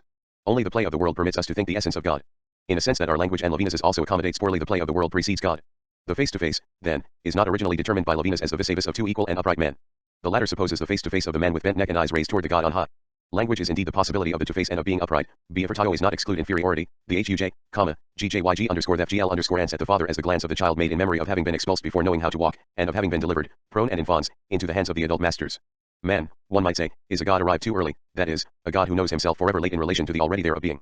But it is certain that these last remarks, and this is the least one might say, do not belong to the genre of commentary. And we are not referring, here, to the themes known under the name of psychoanalysis, nor to the embryological or anthropological hypothesis on the structurally premature birth of man's offspring. Let it suffice us to know that man is born. 38 God's name is often mentioned, but this return to experience, and to things themselves, as a relation to the infinite, other is not theological, even if it alone is capable, afterward, of founding theological discourse, which up to now has imprudently considered the idea of the relationship between God and creation in ontological terms, The foundation of metaphysics in Levinas's F-1 is to be encountered in the two and to thing, themselves, where we find the common root of humanism and the resemblance between man and God, man's visage, and the face of God. The other resembles God, ibid. Via the passageway of this resemblance, man's speech can be lifted up toward God, an almost unheard of analogy which is the very movement of Levinas's discourse on discourse. Analogy as dialogue with God, discourse is discourse with God. Metaphysics is the essence of this language with God. Discourse with God, and not in God as participation. Discourse with God, and not discourse on God and his attributes as theology. And the dissymmetry of my relation to the other, this curvature of intersubjective space signifies the divine intention of all truth. It is, perhaps, the very presence of God. Presence as separation, presence absence again the break with Parmenides, Spinoza, and Hegel, which only the idea of creation ex nihilo can consummate recence as separation, presence absence as resemblance, but a resemblance which is not logi ontological mark, of the worker imprinted on his product, or on beings created in his image and resemblance, Malebranche, 39 a resemblance which can be understood neither in terms of communion or knowledge, nor in terms of participation and incarnation. A resemblance which is neither a sign nor an effect of God. Neither the sign nor the effect exceeds the same. We are in the trace of God, a proposition which risks incompatibility with every allusion to the very presence of God, a proposition readily converted into atheism, and if God was an effect of the trace? If the idea of divine presence, life, existence, parousia, etc., if the name of God was but the movement of erasure of the trace in presence. Here it is a question of knowing whether the trace permits us to think presence in its system, or whether the reverse order is the true one. It is doubtless the true order. But it is indeed the order of truth which is in question. Levinas's thought is maintained between these two postulations. The face of God disappears forever in showing itself. Thus are reassembled in the unity of their metaphysical signification, at the very heart of the experience denuded by Levinas, the diverse evocations of the face of Yahweh, who of course is never named in totality and infinity. The face of Yahweh is the total person and the total presence of the eternal speaking face to face with Moses, but saying to him also, Thou canst not see my face, for there shall be no man see me and live. Thou shalt stand upon a rock, and it shall come to pass, while my glory passeth by, that I will put thee in a cleft of the rock, and will cover thee with my hand while I pass by, and I will take away mine hand, and thou shalt see my back parts, but my face shall not be seen. Exodus 33:20-23. The face of God which commands while hiding itself is at once more and less a face than all faces. Whence, perhaps, despite all Levinas's precautions, the equivocal metaphysics complicity of theology and metaphysics in totality and infinity. Would Levinas subscribe to this infinitely ambiguous sentence from the Book of Questions by Edmund Jabes, all faces are his, this is why he has no face? The face is neither the face of God nor the figure of man, it is their resemblance. A resemblance which, however, we must think before, or without, the assistance of the same. 43. Difference and eschatology. The questions whose principles we now will attempt to indicate are all, in several senses, questions of language and the question of language. But if our commentary has not been too unfaithful, it is already clear that there is no element of Levinas's thought which is not, in and of itself, engaged by such questions. Of the original polemic. First, let it be said, for our own reassurance, the route followed by Levinas's thought is such that all our questions already belong to his own interior dialogue, are displaced into his discourse and only listen to it, from many vantage points and in many ways. Thus, for example, de L existence AI existent and L temps et L seem to proscribe the logic of genre, as well as the categories of the same and other. These lack the originality of the experience to which Levinas wished to lead us back, to the cosmos which is Plato's world is opposed the world of the mind, in which the implications of eras are not reduced to the logic of genre, in which the ego is substituted for the same, and others for the other. Now, in totality and infinity, where the categories of same and other return in force, the vis demonstrandi and very energy of the break with tradition is precisely the adequation of ego to the same, and of others to the other. Without using these terms themselves, Levinas often warned us against confusing identity and ipsiety, same and ego, idem and ipsi. This confusion, which, in a certain way, is immediately practiced by the Greek concept of autos and the German concept of selbst, does not occur as spontaneously in French, nevertheless, it returns as a kind of silent axiom in totality and infinity. 41 We have seen this, according to Levinas there would be no interior difference, no fundamental and autochthonous alteriety within the ego. If, formerly, interiority, the secret and original separation, had permitted the break with the classical use of the Greek concepts of same and other, the amalgamation of same and ego homogenized, and homogenized with the concept, as well as with the finite totality, now permits Levinus to include within the same condemnation both the Greek and the most modern philosophies of subjectivity, the philosophies most careful to distinguish, as did Levinus previously, the ego from the same and others from the other. Without close attention to this double movement, to this progress which seems to contest its own condition and its own initial stage, we would miss the originality of this protest against the concept, the state, and totality. It is not made, as is generally the case, in the name of subjective existence, but against it. Simultaneously against Hegel and against Kierkegaard. Levinus often warns us against confusing as one is so tempted to do his anti-Hegelianism with the subjectivism, or with the Kierkegaardian type of existentialism, both of which would remain, according to Levinus, violent and pre-metaphysical egoisms. It is not I who do not accept the system, as Kierkegaard thought, it is the other. Can one not wager that Kierkegaard would have been deaf to this distinction? And that he, in turn, would have protested against this conceptuality? It as subjective existence, he would have remarked perhaps, that the other does not accept the system. The other is not myself and who has ever maintained that it is, but it is an ego, as Levinus must suppose in order to maintain his own discourse. The passage from ego to other as an ego is the passage to the essential, non-empirical egoity of subjective existence in general. The philosopher Kierkegaard does not only plead for Søren Kierkegaard, the egoistic cry of a subjectivity still concerned with Kierkegaard's happiness or salvation, but for subjective existence in general, a non-contradictory expression. This is why his discourse is philosophical, and not in the realm of empirical egoism. The name of a philosophical subject, when he says / is always, in a certain way, a pseudonym. This is a truth that Kierkegaard adopted systematically, even while protesting against the possibilization of individual existence which resists the concept. And is not this essence of subjective existence presupposed by the respect for the other, which can be what it is the other 0nly as subjective existence? In order to reject the Kierkegaardian notion of subjective existence, Levinus should eliminate even the notions of an essence and a truth of subjective existence, of the ego, and primarily of the ego of the other. Moreover, this gesture would comply with the logic of the break with phenomenology and ontology. The least one might say is that Levinus does not do so, and cannot do so, without renouncing philosophical discourse. And, if you will, the attempt to achieve an opening toward the beyond of philosophical discourse, by means of philosophical discourse, which can never be shaken of completely, cannot possibly succeed within language, and Levinus recognizes that there is no thought before language and outside of it except by formally and thematically posing the question of the relations between belonging and opening, the question of closure. Formally, that is by posing it in the most effective and most formal, the most formalized, way possible, not in a logic, I want other words in a philosophy, but in an inscribed description, in an inscription of the relations between the philosophical and the non-philosophical, in a kind of unheard of graphics, within which philosophical conceptuality would be no more than a function. Let us add, in order to do him justice, that Kierkegaard had a sense of the relationship to the irreducibility of the totally other, not in the egoistic and aesthetic here and now, but in the religious beyond of the concept, in the direction of a certain Abraham. And did he not, in for we must let the other speak see in ethics, as a moment of category and law, the forgetting, in anonymity, of the subjectivity of religion?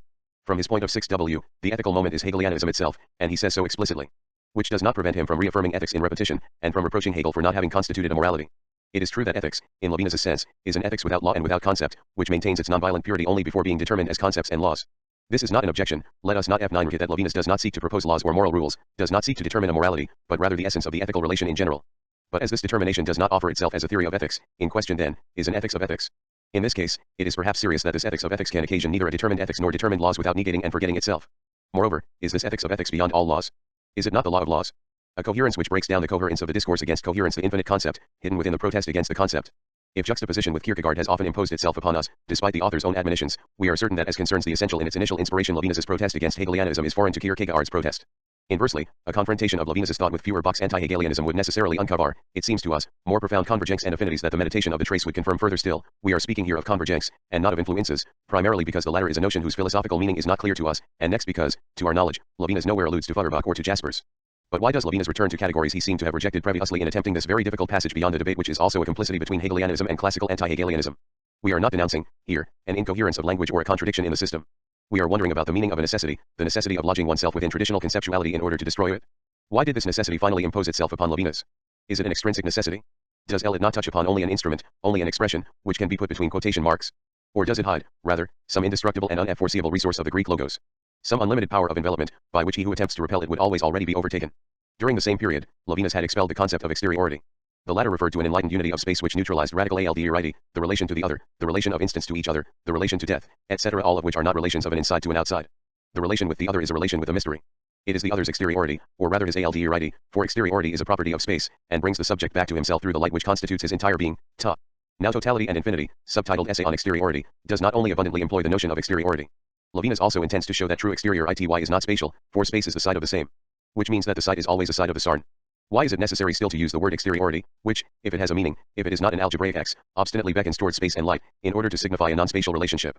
And if every relationship is spatial, why is it necessary still to designate as a non-spatial relationship the respect which absolves the other? Why is it necessary to obliterate this notion of exteriority without erasing it, without making it illegible, by stating that its truth is its untruth, that true exteriority is not spatial, that is not exteriority?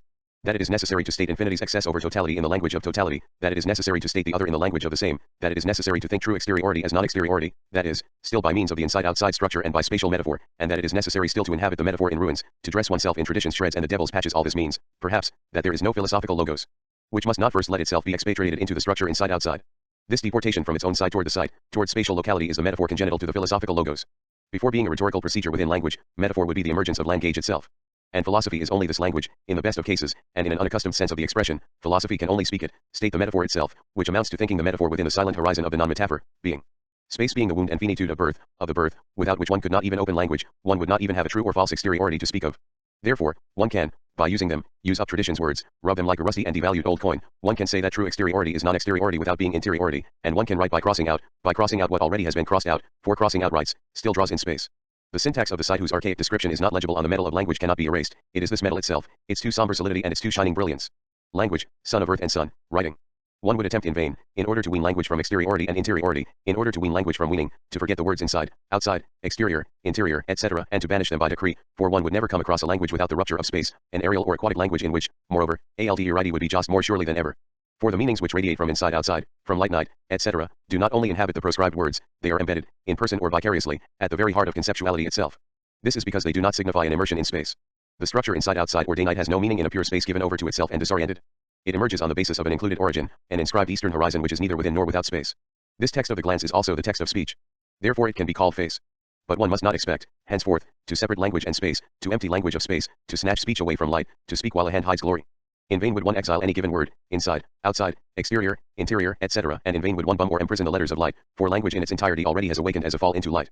That is, if you will, language arises with the sun. Even if the sun is never named, its power is in our midst, St. John Peirce.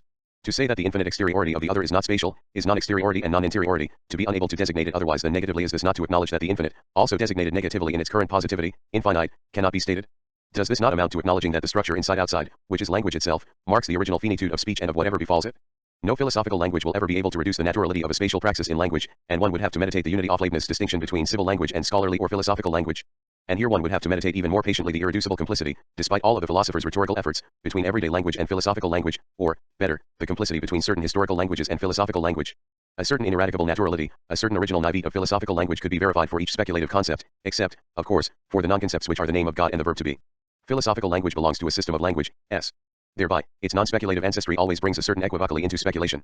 Since this equivocally is original and irreducible, perhaps philosophy must adopt it, think it, and be thought in it, must accommodate duplicity and difference within speculation, within the very purity of philosophical meaning.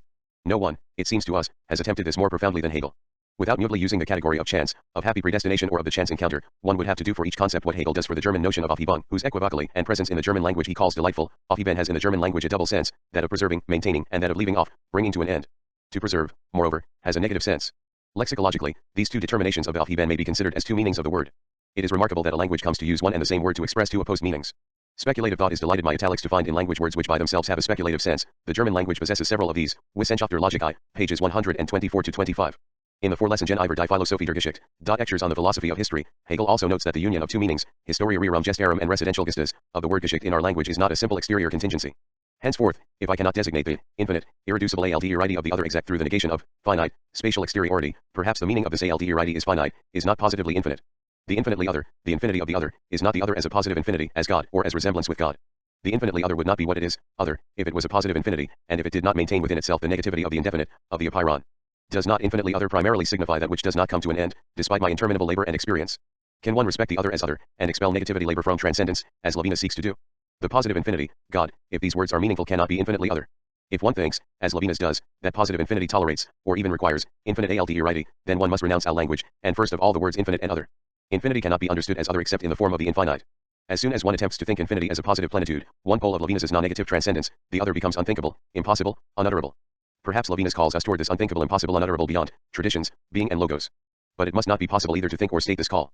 In any event, that the positive plenitude of classical infinity is translated into language only by betraying itself in a negative word, infinite, perhaps situates, in the most profound way, the point where thought breaks with language. A break which afterward will but resonate throughout all language. This is why the modem philosophies which no longer seek to distinguish between thought and language, nor to place them in a hierarchy, are essentially philosophies of original finitude. But then they should be able to abandon the word finitude, forever prisoner of the classical framework. Is this possible? And what does it mean to abandon a classical notion? The other cannot be what it is, infinitely other, except in finitude and mortality, mine and its. It is such as soon as it comes into language, of course, and only then, and only if the word other has a meaning. But has not Levinus taught us that there is no thought before language? This is why our question certainly would be less bothersome for a classical infinitism of the Cartesian type, for example, which would dissociate thought and language, the latter never going as fast or as far as the former. Not only would these questions be less bothersome for a classical infinitism, but they could be its own questions. In another way, to neutralize space within the description of the other, in order thereby to liberate positive infinity, is this not to neutralize the essential finitude of a face, glance, speech, which is a body, and not, as Levinus continually insists, the corporeal metaphor of etherealized thought. Body, that is, also exteriority, locality in the fully spatial, literally spatial, meaning of the word, a 0 point, the origin of space, certainly, but an origin which has no meaning before the of, an origin inseparable from genitivity and from the space that it engenders and orients, an inscribed origin. The inscription is the written origin, traced and henceforth inscribed in a system, in a figure which it no longer governs. Without which there no longer would be a body proper to oneself. If the face of the other was not also, irreducibly, spatial exteriority, we would still have to distinguish between soul and body, thought and speech, or better, between a true, non-spatial face, and its mask or metaphor, its spatial figure. The entire metaphysics of the face would collapse. Again, this question could be derived as much from a classical infinitism, duality of thought and language, but also of thought and body, as from the most modern philosophy of finitude. This strange alliance in the question perhaps signifies that within philosophy and within language, within philosophical discourse, supposing there are any others, one cannot simultaneously save the themes of positive infinity and of the face, the non-metaphorical unity of body, glance, speech, and thought. This last unity, it seems to us, can be thought only within the horizon of infinite, indefinite, aldeiridi as the irreducibly common horizon of death and the other. The horizon of finitude or the finitude of the horizon. But, let us repeat, all this within philosophical discourse, where the thought of death itself, without metaphor, and the thought of a positive infinity have never been able to understand each other. If the face is body, it is mortal. Infinite aldeiridi as death cannot be reconciled with infinite aldeiridi as positivity and presence, God. Metaphysical transcendence cannot be at once transcendence toward the other as death and transcendence towards the other as God.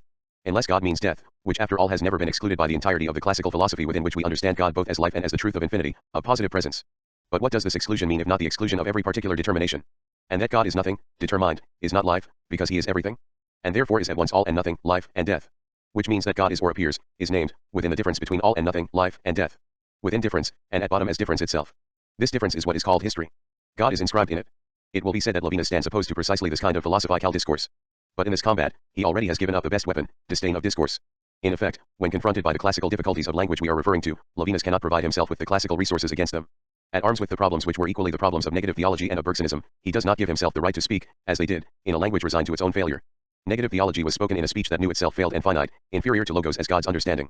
Above all, negative theology never undertook a discourse with God in the face-to-face, and breath-to-breath, of two free speeches, and this despite the humility and the haughtiness of breaking off, or undertaking, the exchange. Analogously, Bergson had the right to announce the intuition of duration, and to denounce intellectual spatialization, within a language given over to space. It was not a question of saving, but of destroying discourse within metaphysics, the science which allegedly does without sim2 bowls, Bergson. Antagonistic metaphors were multiplied systematically in this auto-destruction of language which advocated silent metaphysical intuition. Language being defined as a historical residue, there was no contradiction in utilizing it, for better or for worse, in order to denounce its own betrayal, and then to abandon it to its own insufficiency as rhetorical refuse, speech lost to metaphysics. Like negative theology, a philosophy of intuitive communion gave itself the right, correctly or incorrectly, another problem, to travel through philosophical discourse as through a foreign medium. But what happens when this right is no longer given, when the possibility of metaphysics is the possibility of speech? When metaphysical responsibility is responsibility for language, because thought consists of speaking CJ/ and metaphysics is a language with God. How to think the other, if the other can be spoken only as exteriority and through exteriority, that is, non-alterity. And if the speech which must inaugurate and maintain absolute separation is by its essence rooted in space, which cannot conceive separation and absolute aldeiridi? If, as Levinus says, only discourse, and not intuitive contact, is righteous, and if, moreover, all discourse essentially retains within its space and the same, does this not mean that discourse is originally violent? And that the philosophical logos, the only one in which peace may be declared, is inhabited by war? The distinction between discourse A and C violence 42 always will be an inaccessible horizon. Non-violence would be th1 telos, and not the essence of discourse. Perhaps it will be said that something like discourse has its essence in its telos, and the presence of its present in its future. This certainly is so, but on the condition that its future and its telos be non-discourse, peace as a certain silence, a certain beyond of speech, a certain possibility, a certain silent horizon of speech. And telos has always had the form of presence, be it a future presence. There is war only after the opening of discourse, and war dies out only at the end of discourse. Peace, like silence, is the strange vocation of a language called outside itself by itself. But since finite silence is also the medium of violence, language can only indefinitely tend toward justice by acknowledging and practicing the violence within it. Violence against violence. Economy of violence. An economy irreducible to what Levinus envisions in the word. If light is the element of violence, one must combat light with a certain other light, in order to avoid the worst violence, the violence of the night which precedes or represses discourse. This vigilance is a violence chosen as the least violence by a philosophy which takes history, that is, finitude, seriously, a philosophy aware of itself as historical in each of its aspects, in a sense which tolerates neither finite totality, nor positive infinity, and aware of itself, as Levinus says in another sense, as economy. But again, an economy which in being history, can be at home neither in the finite totality which Levinus calls the same nor in the positive presence of the infinite. Speech is doubtless the first defeat of violence, but paradoxically, violence did not exist before the possibility of speech. The philosopher, man, must speak and write within this war of light, a war in which he always already knows himself to be engaged, a war which he knows is inescapable, except by denying discourse, that is, by risking the worst violence. This is why this avowal of the war within discourse, an avowal which is not yet peace, signifies the opposite of bellicosity, the bellicositian who has shown this better than Hegel, whose best accomplice within history is irenics. Within history which the philosopher cannot escape, because it is not history in the sense given to it by Levinas, totality, but is the history of the departures from totality, history as the very movement of transcendence, of the excess over the totality without which no totality would appear as such. History is not the totality transcended by eschatology, metaphysics, or speech. It is transcendence itself. If speech is a movement of metaphysical transcendence, it is history, and not beyond history. It is difficult to think the origin of history in a perfectly finite totality, the same, as well as, moreover, in a perfectly positive infinity. If, in this sense, the movement of metaphysical transcendence is history, it is still violent, for and this is the legitimate truism from which Levinas always draws inspiration. History is violence. Metaphysics is economy, violence against violence, light against light, philosophy, in general. About which it can be said, by transposing Claudel's intention, that everything in it is painted on light as if with condensed light, like the air which becomes frost. This becoming is war. This polemic is language itself. Its inscription. Of transcendental violence in addition, metaphysics, unable to escape its ancestry in light, always supposes a phenomenology in its very critique of phenomenology, and especially if, like Levinas's metaphysics, it seeks to be discourse and instruction. Does metaphysics suppose this phenomenology only as a method, as a technique, in the strict sense of these words? Although he rejects the majority of the literal results of Husserl's researches, Levinas keeps to the methodological inheritance. The presentation and development of the notions employed owes everything to the phenomenological method, DL. But are not the presentation and development of ideas but the vestments of thought? And can a method be borrowed, like a tool? 30 years earlier, in the wake of Heidegger, did not Levinas maintain that method cannot be isolated? For method always shelters, especially in Husserl's case, an anticipated view of the sense of the being which one encounters, Levinas wrote at this time, consequently, in our exposition we cannot separate the theory of intuition, as a philosophical method, from what might be called Husserl's ontology, t. Now, what the phenomenological method refers to, explicitly AID in the last analysis, and this would be too easy to show, is Western philosophy's very decision, since Plato, to consider itself as science, as theory, that is, precisely as that which Levinas wishes to put into question by the ways and means of phenomenology. Beyond its method, the aspect of Husserl's essential teaching, which Levinas intends to retain is not only its supple and necessary descriptions, the fidelity to the meaning of experience, but also the concept of intentionality. An intentionality enlarged beyond its representative and theoretical dimension, beyond the noetico-noematical structure which Husserl incorrectly would have seen as the primordial structure. Repression of the infinite would have kept Husserl from access to the true depths of intentionality as desire and as metaphysical transcendence toward the other beyond phenomenality or being. This repression would occur in two ways. On the one hand, in the value of adequation.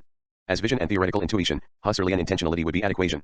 This latter would exhaust and interiorize all distance and all true ALDE. Vision, in effect, is essentially an adequation of exteriority to interiority. Exteriority is reabsorbed in the contemplating soul, and, as an adequate idea, is revealed a priori, resulting in a Sinjbung, ti. Now, intentionality, in which thought remains adequation to its object, does not define consciousness at its fundamental level. Certainly Husserl is not named here. At the very moment when Levinas speaks of intentionality as adequation, one may always suppose that by the expression intentional ity, in which thought remains adequation, Levinas means an intentionality such that, etc., an intentionality in which at least, etc. But the context, numerous other passages and the allusion to the Sinjbung, all clearly indicate that Husserl, in the letter of his texts, was unable to recognize that as intentionality all knowledge already supposes the idea of infinity, which is adequation par / Thus, supposing that Husserl had foreseen the infinite horizons which overflow objectivity and adequate intuition, he would have interpreted them, literally, as thoughts aiming at objects. What does it matter if in Husserlian phenomenology, understood literally, these unsuspected horizons are interpreted, in tum, as thoughts aiming at objects? Cited above. On the other hand, supposing that the Husserlian cogito opened onto the infinite, according to Levinas, it would open onto an object infinity with oj. TALDERID, a false infinity. If Husserl sees in the cogito a subjectivity with no support outside itself, he is constituting the idea of infinity itself, giving it to himself as an object. The false infinity, a Hegelian expression which Levinas never uses, nevertheless seems to us, perhaps because it is Hegelian, to haunt numerous gestures of denunciation in totality and infinity. As it was for Hegel, the false infinity for Levinas would be the indefinite, negative form of infinity. But, since Levinas conceives true ALDERID as non-negativity, non-negative transcendence, he can make the other the true infinity, and make the same, in strange complicity with negativity, the false infinity. Which would have seemed absolutely mad to Hegel, and to all the metaphysics expanded and rethought in him. How can ALDERID be separated from negativity? How can ALDERID be separated from the false infinity? Or inversely, how could absolute sameness not be infinity?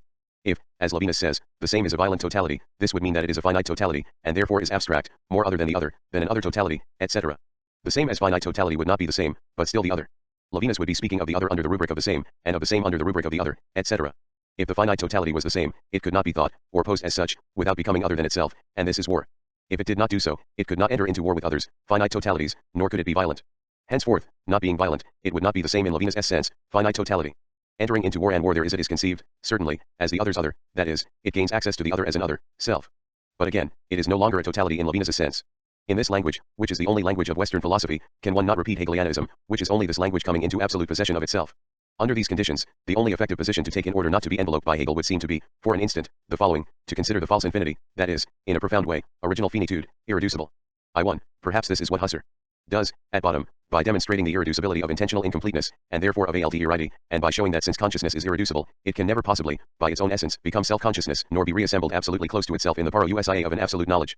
But can this be said? Can one think of false infinity as such, time, in a word, can one pause alongside it as alongside the truth of experience, without already, and already which permits us to think time, having let the true infinity, which then must be recognized as such, be indicated, presented, thought and stated?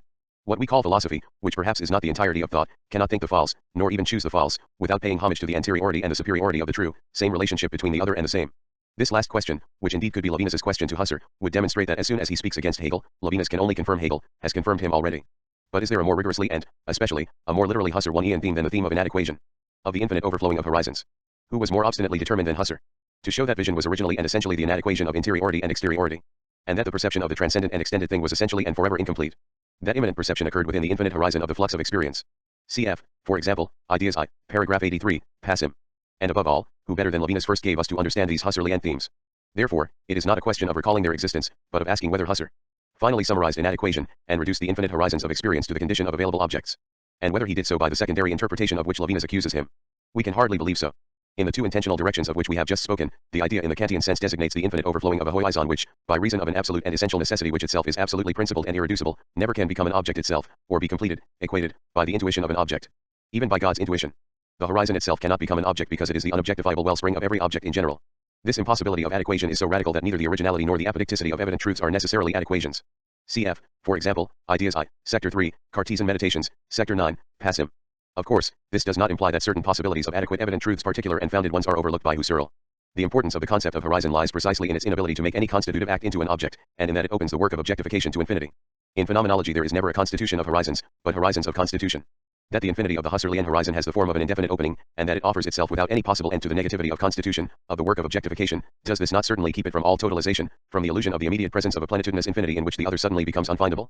If a consciousness of infinite inadequation to the infinite, and even to the finite, distinguishes a body of thought careful to respect exteriority, it is difficult to see how Levinas can depart from Husserl, on this point at least. Is not intentionality respect itself? The eternal irreducibility of the other to the same, but of the other appearing as other for the same. For without the phenomenon of other as other no respect would be possible. The phenomenon of respect supposes the respect of phenomenality. And ethics, phenomenology. In this sense, phenomenology is respect itself, the development and becoming language of respect itself. This was Husserl's aim in stating that Ariason does not tolerate being distinguished into theoretical, practical, etc., cf. above. This does not mean that respect as ethics is derived from phenomenology, that it supposes phenomenology as its premise, or as a previous or superior value. The presupposition of phenomenology is of a unique kind. It commands nothing, in the worldly, real, political, etc., sense of commandment. It is the very neutralization of this kind of commandment. But it does not neutralize the worldly type of commandment in order to substitute another type of command meant for it. It is profoundly foreign to all hierarchies. Which is to say that ethics not only is neither dissipated in phenomenology nor submitted to it, but that ethics finds within phenomenology its own meaning, its freedom, and radical ity. Moreover, it seems incontestable to us that the themes of non-presence, temporalization and alteriority, contradict that which makes phenomenology a metaphysics of presence, working it ceaselessly, and we emphasize this elsewhere. See, can Levinas separate himself from Husserl more legitimately as concerns theoretism and the primacy of the consciousness of the object? Let us not forget that the primacy necessarily in question here is that of the object or of objectivity in general. Now phenomenology has surely contributed nothing if not an infinite renewal, enlargement, and suppling of the notion of object in general. The ultimate jurisdiction of evident truths is infinitely open, is open for every type of possible object, that is, for every conceivable sense present for consciousness in general.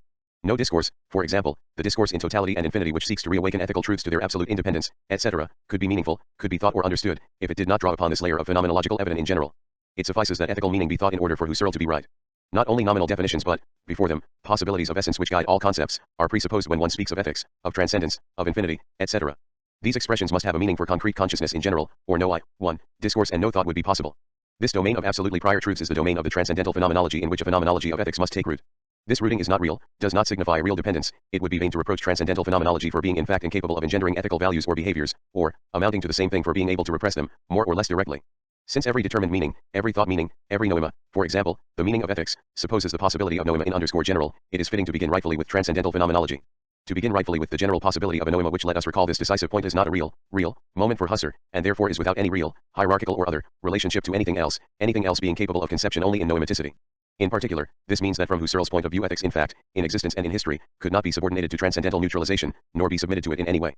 Neither ethics, nor anything else in the world, moreover. Transcendental neutralization is in principle, by its meaning, foreign to all factuality, all existence in general. In fact it is neither before nor after ethics.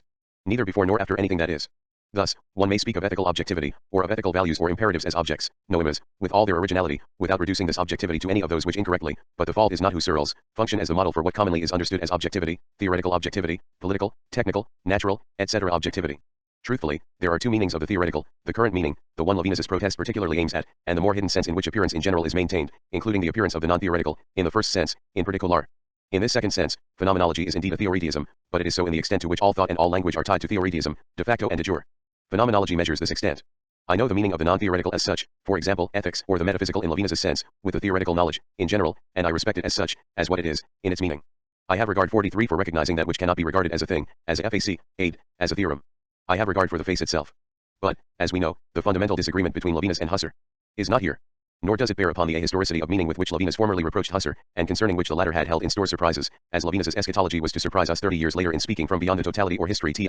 Which supposes, once more, that the totality is finite, a supposition in no way inscribed in its concept, that history as such can be a finite totality, and that there is no history beyond a finite totality.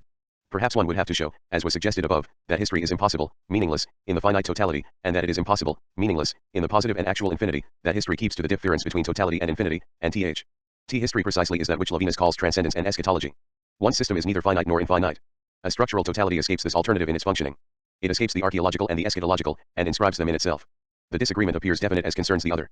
As we have seen, according to Levinas, by making the other, notably in the Cartesian meditations, the ego's phenomenon, constituted by analogical presentation on the basis of belonging to the ego's own sphere, Husserl allegedly missed the infinite aldeirity of the other, reducing it to the same. To make the other an alter ego, Levinas says frequently, is to neutralize its absolute aldeirity. Now, it would be easy to show the degree to which Husserl takes pains to respect, in its meaning, the aldeirity of the other, particularly in the Cartesian meditations. He is concerned with describing how the other as other, in its irreducible aldeirity, is presented to me, as we will see later, as originary non-presence. It is the other as other which is the ego's phenomenon, the phenomenon of a certain non-phenomenality which is irreducible for the ego as ego in general, the eidos ego. For it is impossible to encounter the alter ego, in the very form of the encounter 44 described by Levinas, impossible to respect it in experience and in language, if this other, in its aldeirity, does not appear for an ego, in general. One could neither speak, nor have any sense of the totally other, if there was not a phenomenon of the totally other, or evidence of the totally other as such. No one more than Husserl has been sensitive to the singular and irreducible style of this evidence, and to the original non-phenomenalization indicated within it. Even if one neither seeks nor is able to thematize the other of which one does not speak, but to whom one speaks, this impossibility and this imperative themselves can be thematized, as Levinas does, only on the basis of a certain appearance of the other as other for an ego. Husserl speaks of this system, of this appearance, and of the impossibility of thematizing the other in person. This is his problem. They, the other egos, however, are not simple representations or objects represented within me, synthetic unities of a process of verification taking place within me, but precisely others. Subjects for the same world, subjects who perceive the world, and who thereby experience me, just as I experience the world and in it, others, Cartesian meditations. It is this appearance of the other as that which I can never be, this originary non-phenomenality, which is examined as the ego's intentional phenomenon. And here we are keeping to the most manifest and most massively incontestable meaning of the fifth of the Cartesian meditations, whose course is so maze-like. Husserl's most central affirmation concerns the irreducibly mediate nature of the intentionality aiming at the other as other. It is evident, by an essential, absolute, and definitive self-evidence that the other as transcendental other absolute origin and other zero point in the orientation of the world, can never be given to me in an original way and in person, but only through analogical presentation. The necessary reference to analogical presentation, far from signifying an analogical and assimilatory reduction of the other to the same, conf and respects separation, the unsurpassable necessity of, non-objective, mediation. If I did not approach the other by way of analogical presentation, if I attained to the other immediately and originally, silently, in communion with the other's own experience, the other would cease to be the other. Contrary to appearances, the theme of a presentative transposition translates the recognition of the radical separation of the absolute origins, the relationship of absolved absolutes and nonviolent respect for the secret, the opposite of victorious assimilation. Bodies, transcendent and natural things, are others in general for my consciousness. They are outside, and their transcendence is the sign of an already irreducible aldeirity. Levinas does not think so, Husserl does, and thinks that other already means something when things are in question, which is to take seriously the reality of the external world. Another sign of this aldeirity in general, which things share here with others, is that something within them too is always hidden, and is indicated only by anticipation, analogy, and a presentation. Husserl states this in the fifth of the Cartesian meditations. Analogical presentation belongs, to a certain extent, to every perception. But in the case of the other as transcendent thing, the principled possibility of an originary and original presentation of the hidden visage is always open, in principle and a priori. This possibility is absolutely rejected in the case of others. The aldeirity of the transcendent thing, although already irreducible, is such only by means of the indefinite incompleteness of my original perceptions. Thus it is incomparable to the aldeirity of others, which is also irreducible, and adds to the dimension of incompleteness, the body of the other in space, the history of our relations, etc., a more profound dimension of non-originality, the radical impossibility of going around to see things from the other side. But without the first aldeirity, the aldeirity of bodies, and the other is also a body, from the beginning, the second aldeirity could never emerge. The system of these two aldeirities, the one inscribed in the other, must be thought together, the aldeirity of others, therefore, by a double power of indefiniteness. The stranger is infinitely other because by his essence no enrichment of his profile can give me the subjective face of his experience from his perspective, such as he has lived it. Never will this experience be given to me originally, like everything which is mere eigens, which is proper to me. This transcendence of the non-proper no longer is that of the entirety, always inaccessible on the basis of always partial attempts, transcendence of infinity, not of totality. Levinas and Husserl are quite close here. But by acknowledging in this infinitely other as such, appearing as such, the status of an intentional modification of the ego in general, Husserl gives himself the right to speak of the infinitely other as such, accounting for the origin and the legitimacy of his language. He describes the phenomenal system of non-phenomenality. Levinas in fact speaks of the infinitely other, but by refusing to acknowledge an intentional modification of the ego which would be a violent and totalitarian act for him, he deprives himself of the very foundation and possibility of his own language. What authorizes him to say infinitely other if the infinitely other does not appear as such in the zone he calls the same, and which is the neutral level of transcendental description? To return, as to the only possible point of departure, to the intentional phenomenon in which the other appears as other, and lends itself to language, to every possible language, is perhaps to give oneself over to violence, or to make oneself its accomplice at least, and to acquiesce in the critical sense to the violence of the fact, but in question, then, is an irreducible zone of factuality, an original, transcendental violence, previous to every ethical choice, even supposed by ethical non-violence. Is it meaningful to speak of a pre-ethical violence? If the transcendental violence to which we allude is tied to phenomenality itself, and to the possibility of language, it then would be embedded in the root of meaning and logos, before the latter had to be determined as rhetoric, psychagogy, demagogy, etc. See, Levinas writes, the other, as other, is not only an alter ego. It is what I myself am not, and ta. Decency and everyday life incorrectly lead us to believe that the other is known through sympathy, as an other like myself, as alter ego, ta. This is exactly what Husserl does not do. He seeks to recognize the other as other only in its form as ego, in its form of alterity, which cannot be that of things in the world. If the other were not recognized as a transcendental alter ego, it would be entirely in the world and not, as ego, the origin of the world. To refuse to see in it an ego in the senses, within the ethical order, the very gesture of all violence. If the other was not recognized as ego, its entire alterity would collapse. Therefore, it seems that one may not suppose that Husserl makes of the other an other like myself, in the factual sense of the word, or a real modification of my life, without misconstruing his most permanent and openly stated intentions. If the other was a real moment of my ecological life, if inclusion of an other monad within my own Cartesian meditations was real, I would perceive it originaliter. Husserl does not cease to emphasize that this is an absolute impossibility. The other as alter ego signifies the other as other, irreducible to my ego, precisely because it is an ego, because it has the form of the ego. The egoity of the other permits him to say ego as I do, and this is why he is other, and not a stone, or a being without speech in my real economy. This is why, if you will, he is face, can speak to me, understand me, and eventually command me. Dissymmetry itself would be impossible without the symmetry, which is not of the world, and which, having no real aspect, imposes no limit upon alterity, and dissymmetry makes them possible, on the contrary. This dissymmetry is an economy in a new sense, a sense which would probably be intolerable to Levinas. Despite the logical absurdity of this formulation, this economy is the transcendental symmetry of two empirical asymmetries. The other, for me, is an ego which I know to be in relation to me as to another. Where have these movements been better described than in the phenomenology of the mind? The movement of transcendence toward the other, as invoked by Levinas, would have no meaning if it did not bear within it, as one of its essential meanings, that in my obscenity I know myself to be other for the other. Without this, I, in general, egoity, unable to be the other's other, would never be the victim of violence. The violence of which Levinas speaks would be a violence without victim. But since, in the dissymmetry which he describes, the author of violence could never be the other himself, but always the same, ego, and since all egos are others for others, the violence without victim would be also a violence without author. And all these propositions can be reversed without difficulty. It will be easily understood that if the Parmenides of the poem gives us to believe, through interposed historical phantasms, that he lent himself to parricide several times, the great and fearful white shadow which spoke to the young Socrates continues to smile when we undertake grand discourses on separate beings, unity, difference, the same and the other. To what exercises would Parmenides give himself over, at the frontiers of totality and infinity, if we attempted to make him understand that ego equals same, and that the other is what it is only as the absolute infinitely other absolved of its relationship to the same? For example, 1. The infinitely other, he would say perhaps, can be what it is only if it is other, that is, other than. Other than must be other than myself. Henceforth, it is no longer absolved of a relation to an ego. Therefore, it is no longer infinitely, absolutely other. It is no longer what it is. If it was absolved, it would not be the other either, but the same. 2. The infinitely other cannot be what it is infinitely other except by being absolutely not the same. That is, in particular, by being other than itself, non-ego. Being other than itself, it is not what it is. Therefore, it is not infinitely other, etc. At bottom, we believe, this exercise is not just verbiage, or dialectical virtuosity in the play of the same. It would mean that the expression infinitely other or absolutely other cannot be stated and thought simultaneously, that the other cannot be absolutely exterior 45 to the same without ceasing to be other, and that, consequently, the same is not a totality closed in upon itself, an identity playing with itself, having only the appearance of alterity, in what Levinas calls economy, work, and history. How could there be a play of the same if alterity itself was not already in the same, with a meaning of inclusion doubtless betrayed by the word in? Without alterity in the same, how could the play of the same occur, in the sense of playful activity, or of dislocation, in a machine or organic totality which plays or works? And it could be shown that for Levinas' work, always enclosed inside totality and history, fundamentally remains a game. A proposition that we can accept, with several precautions, more easily than he. Finally, let us confess our total deafness to propositions of this type. Being occurs as multiple, and as divided into same and other. This is its ultimate structure, ti. What is the division of being between the same and the other? Is it a division between the same and the other, which does not suppose, at very least, that the same is the other's other, and the other the same as oneself? We are not only thinking of Parmenides' exercise, playing with the young Socrates. The stranger in the sophist who, like Levinas, seems to break with Eliatism in the name of alterity, knows that alterity can be thought only as negativity, and above all, can be said only as negativity, which Levinas begins by refusing. He knows too, that differing from being, the other is always relative, is stated prositeron, which does not prevent it from being an eidos, or a genre, in a non-conceptual sense, that is, from being the same as itself already supposing. As Heidegger notes in Identity and Difference, precisely as concerns the sophist, mediation, relation, and difference, existent autotauten. Levinas, from his perspective, would refuse to assimilate the other to the iteron in question here. But how can the other be thought or said without reference? We do not say reduction to the alterity of the iteron in general. This last notion, henceforth, no longer has the restricted meaning which permits its simple opposition to the notion of other, as if it was confined to the region of real or logical objectivity. The iteron, here, belongs to a more profound and original zone than that in which this philosophy of subjectivity, that is, of objectivity, still implicated in the notion of the other, is expanded. The other, then, would not be what he is, my fellow man as foreigner, if he were not alter ego. This is a self-evidence greatly prior to decency and to the dissimulations of daily life. Does not Levinas treat the expression alter ego as if alter were the epithet of a real subject, on a pre-eidetic level? As an epathetical, accidental modification of my real, empirical, identity? Now, the transcendental syntax of the expression alter ego tolerates no relationship of substantive to adjective, of absolute to epithet, in one sense or the other. This is its strangeness. A necessity due to the finitude of meaning, the other is absolutely other only if he is an ego, that is, in a certain way, if he is the same as I inversely, the other as residential is simultaneously less other, not absolutely other, and less the same than I simultaneously more and less other, which means, once more, that the absolute of alter ego is the same.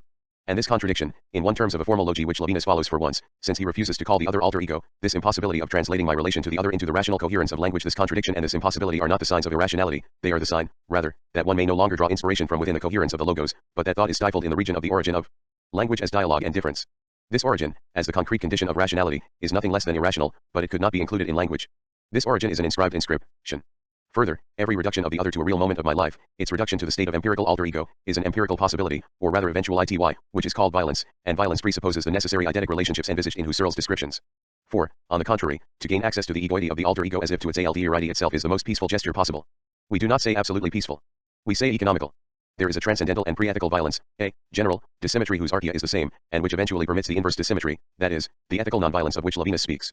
In effect, either there is only the same, which can no longer even appear and be said, nor even exercise violence, pure infinity or finitude, or indeed there is the same and the other, and then the other cannot be the other of the same except by being the same, as itself, ego, and the same cannot be the same, as itself, ego, except by being the other's other, alter ego. That I am also essentially the other's other, and that I know I am, is the evidence of a strange symmetry whose trace appears nowhere in Levinas's descriptions. Without this evidence, I could not desire, or, respect the other in ethical dissymmetry. This transcendental violence, which does not spring from an ethical resolution or freedom, or from a certain way of encountering or exceeding the other, originally institutes the relationship between two finite ipsides. In effect, the necessity of gaining access to the meaning of the other, in its irreducible alter, on the basis of its face, that is, its non-phenomenal phenomenon, its non-thematic theme, in other words, on the basis of an intentional modification of my ego, in general, an intentional modification upon which Levinas indeed must base the meaning of his discourse, and the necessity of speaking of the other as other, or to the other as other, on the basis of its appearing for me as what it is, the other, and appearing which dissimulates its essential dissimulation, takes it out of the light, stripping it, and hiding that which is hidden in the other, as the necessity from which no discourse can escape. From its earliest origin these necessities are violence itself, or rather the transcendental origin of an irreducible violence, supposing, as we said above, that it is somehow meaningful to speak of pre-ethical violence. For this transcendental origin, as the irreducible violence of the relation to the other, is at the same time non-violence, since it opens the relation to the other. It is an economy. And it is this economy which, by this opening, will permit access to the other to be determined, in ethical freedom, as moral violence or non-violence. It is difficult to see how the notion of violence, for example, as the dissimulation or opposition of the other by the same, a notion which Levinas employs as self-evident, and which, however, already signifies alteration of the same, of the other as what it is, could be determined rigorously on a purely ethical level, without prior eidetic transcendental analysis of the relations between ego and alter ego in general, between several origins of the world in general. That the other appears as such only in its relationship to the same, is a self-evidence that the Greeks had no need to acknowledge in the transcendental egology which would confirm it later, and it is violence as the origin of meaning and of discourse in the reign of finitude. 46 The difference between the same and the other, which is not a difference or a relation among others, has no meaning in the infinite, except to speak, as Hegel does and against Levinas, of the anxiety of the infinite, which determines and negates itself. Violence, certainly, appears within the horizon of an idea of the infinite. But this horizon is not the horizon of the infinitely other, but of a reign in which the difference between the same and the other, difference would no longer be valid, that is, of a reign in which peace itself would no longer have meaning. And first of all because there would be no more phenomenality or meaning in general. The infinitely other and the infinitely same, if these words have meaning for a finite being, is the same. Hegel himself recognized negative ity, anxiety, or war in the infinite absolute only as the movement of the absolute's own history, whose horizon is a final pacification in which altity would be absolutely encapsulated, if not lifted up, in paro usia. 47 How are we to interpret the necessity of thinking the fact of what is first of all on the horizon in what is generally called the end of history? Which amounts to asking what the thought of the other as other means, and whether or not the light of it as such is dissimulation in this unique case. Unique case? No, we must reverse the terms. Other is the name, other is the meaning of this unthinkable unity of light and night. What other means is phenomenality as disappearance? Is it a question, here, of a third root excluded by these contradictory ones, revelation and dissimulation, the trace of the other? But this root cannot appear, cannot be stated as tertiary.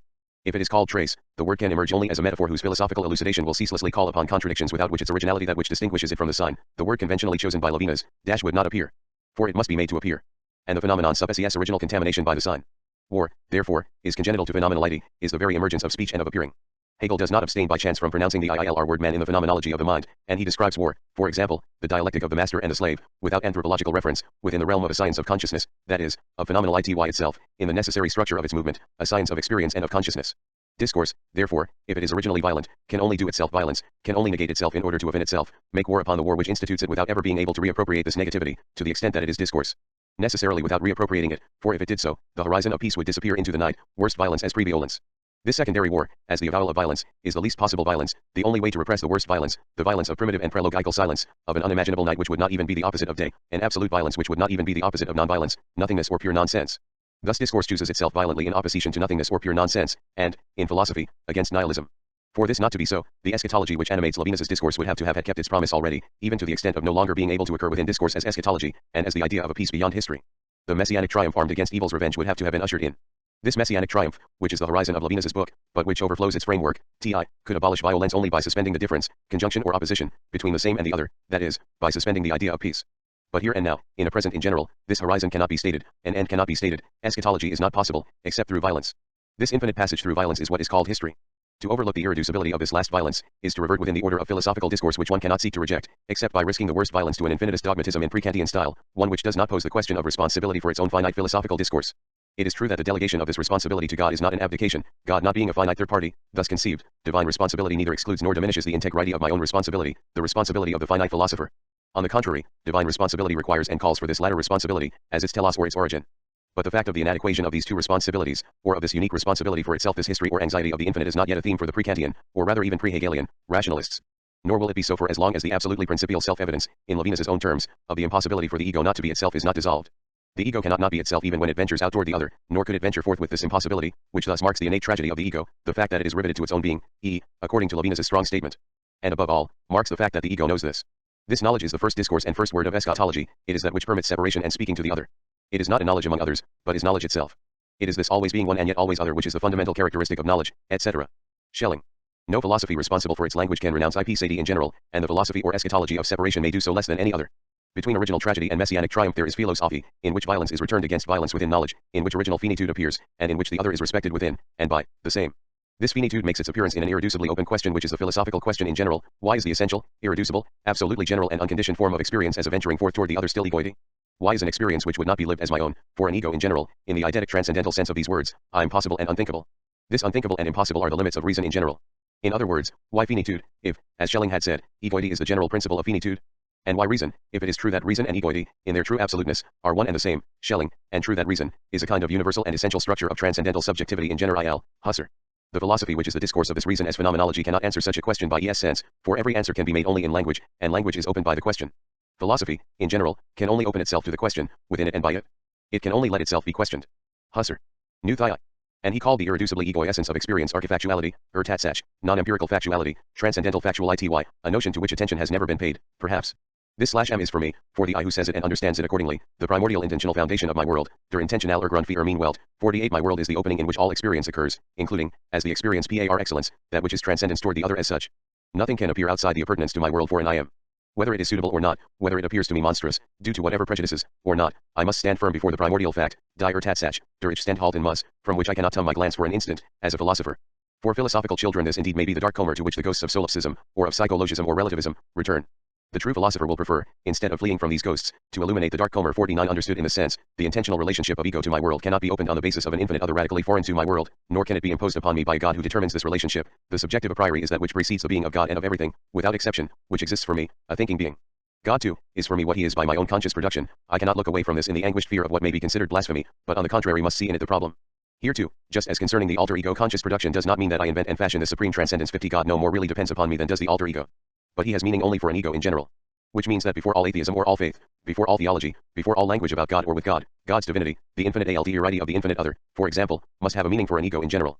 Let us note in passing that the subjective a priori recognized by transcendental phenomenology is the only possible way to check the totalitarianism of the neutral, the impersonal absolute logic, that is, eschatology without dialogue and everything classed under the conventional quite conventional rubric of Hegelianism.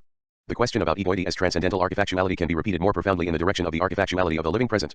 For ecological life has as its irreducible and absolutely universal form the living present. There is no experience which can be lived other than in the present. The absolute impossibility of living other than in the present, this eternal impossibility, defines the unthinkable as the limit of reason. The notion of a past whose meaning could not be thought in the form of a past present marks the impossible, unthinkable, unstatable not only for philosophy in general but even for a thought of being which would seek to take a step outside philosophy.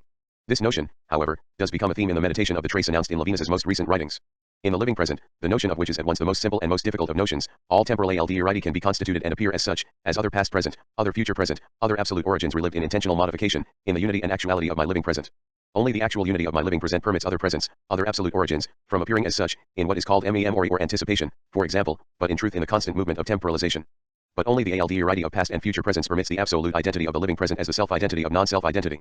One would have to show, 51 on the basis of the Cartesian meditations, and given the reduction of every problem of factual genesis, how the question of anteriority or the relation between the constitution of other as other present and the constitution of the other as others is a false question, which must refer to a Como 11 structural root. Although in the Cartesian meditations Husserl evokes only T analogy of the two movements, sector 52, in many of the unpublished works he seems to hold them to be inseparable. In the last analysis, if one wishes to determine violence as the necessity that the other not appear as what it is, that it not be respected except in, for, and by the same, that it be dissimulated by the same in the very freeing of its phenomenon, then time is violence. This movement of freeing absolute aldeirity in the absolute same is the movement of temporalization in its most absolutely unconditioned universal form, the living present. If the living present, the absolute form of the opening of time to the other in itself, is the absolute form of ecological life, and if egoity is the absolute form of experience, then the present, the presence of the present, and the present of presence, are all originally and forever violent. The living present is originally marked by death. Presence as violence is the meaning of finitude, the meaning of meaning as history. But why? Why finitude? Why history? 52 And why may we, on what basis may we, examine this violence as finitude and as history? Why the why? And from whence does it permit itself to be understood in its philosophical determination? Levinas's metaphysics in a sense presupposes, at least we have attempted to show this, the transcendental phenomenology that it seeks to put into question. And yet the legitimacy of this putting into question does not seem to us any less radical. What is the origin of the question about transcendental archifactuality as violence? Upon what basis does one ask questions about finitude as violence? Upon what basis does the original violence of discourse permit itself to be commanded to be returned against itself, to be always, as language, the return against itself which recognizes the other as other? Of course, one cannot answer these questions, for example, by saying that the question about the violence of finitude can be posed only on the basis of finitude's other and the idea of infinity, except by undertaking a new discourse which once more will seek to justify transcendental phenomenology. But the naked opening of the question, its silent opening, escapes phenomenology, as the origin and end of phenomenology's logos. The silent opening of the question about history as finitude and violence permits the appearance of history as such. It is the call, to, of, an eschatology which dissimulates its own opening, covers this opening with its own noise as soon as the opening stands forth and is determined. This is the opening of a question, in the inversion of transcendental dissymmetry, put to philosophy as logos, finitude, history, violence, an interpellation of the Greek by the non-Greek at the heart of a silence, an ultralogical affect of speech, a question which can be stated only by being forgotten in the language of the Greeks, and a question which can be stated, as forgotten, only in the language of the Greeks. The strange dialogue of speech and silence. The strange community of the silent question of which we spoke above. It seems to us that this is the point at which, beyond any misunderstandings about Husserl's literal ambitions, phenomenology, and eschatology can open a dialogue interminably, be opened in it, calling each other to silence. Of ontological violence, silence is a word which is not a word, and breath an object which is not an object. G. Does not the movement of this dialogue also govern the explication with Heidegger GER? It would not be surprising. To be persuaded of this, it would suffice to notice, in the most schematic way possible, the following, in order to speak, as we have just spoken, of the present as the absolute form of experience. 1. Already must understand what time is, must understand the ends of the presents, and the proximity of the being of this ends. The present of presence and the presence of the present suppose the horizon, the pre-comprehending anticipation of being as time. If the meaning of being always has been determined by philosophy as presence, then the question of being, posed on the basis of the transcendental horizon of time, first stage in being and time, is the first tremor of philosophical security, as it is of self-confident presence. Now, Husserl never unfolded this question of being. If phenomenology rise this question within itself each time that it considers the themes of temporalization, and of the relationship to the alter ego, it nonetheless remains dominated by a metaphysics of presence.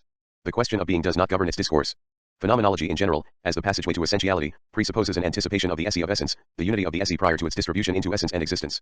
Via another route, one could probably show that Husserl silently presupposes a metaphysical anticipation or decision when, for example, he affirms being, sen, as the non-reality, realiteit, of the ideal. Ideality is unreal, but it is as object or as thought being. Without a presupposed access to a meaning of being not exhausted by reality, the entire Husserlian theory of ideality would collapse, and with it all of transcendental phenomenology. For example, Husserl could no longer write, offenbar muss überhaupt jeder Versuch, das sind Idealen in ein mögliches und von real among Zututen, deren Skidum, das möglichen selbst wieder Ideal Gegenstände sind. So wenig in der real and Weltsein im Allgemeinen, drehe im Allgemeinen Seelenden sind so wenig möglichen, manifestly every attempt to reinterpret the being of the ideal as a possible being of the real must fail, on the whole, for the possibilities themselves are in tum ideal. In the real world, one finds as few possibilities as one does numbers in general, or triangles in general. 53 The meaning of being before each of its regional determinations must be thought. First, if one is to distinguish the ideal which is not only from the real which it is not, but also from the fictional which belongs to the domain of the possible real. Naturally, it is not our intention to place the being of the ideal on the same level as the being thought of the fictional or the absurd. 54 Hundreds of analogous texts could be cited. But if Husserl can write this, and if, therefore, he presupposes access to a meaning of being in general, how can he distinguish his idealism as a theory of knowledge from metaphysical idealism? The latter two posited the unreal being of the ideal. Husserl doubtless would respond, thinking of Plato, that the ideal was realized within metaphysical idealism, that is, that it was substantified, hypostasized, as soon as it was not understood essentially, in each of its aspects, as noema, and as soon as one imagined that it could be without in some way being thought or envisaged. This situation would not have been totally modified later when the eidos became originally and entirely noema only in the understanding or logos of an infinite subject, God. But to what extent does transcendental idealism, whose way is opened thereby, escape the horizon at the very least of this infinite subjectivity? This cannot be debated here. However, if he had previously opposed Heidegger to Husserl, Levinas now contests what he calls Heideggerian ontology. The primacy of ontology for Heidegger does not rest on the truism. To know the existent it is necessary to have comprehended the being of the existent. To affirm the priority of being over the existent is to decide the essence of philosophy. It is to subordinate the relation with someone, who is an existent, the ethical relation, to a relation with the being of the existent, which, impersonal, permits the apprehension, the domination of the existent, a relationship of knowing, subordinates justice to freedom, t.i. p. 45. This ontology would be valid for every existent, except for the other 55. Levinas's phrase overwhelms ontology. Not only would the thought of the being of the existent have the impoverished logic of the truism, but it escapes this poverty only in order to seize and to murder the other.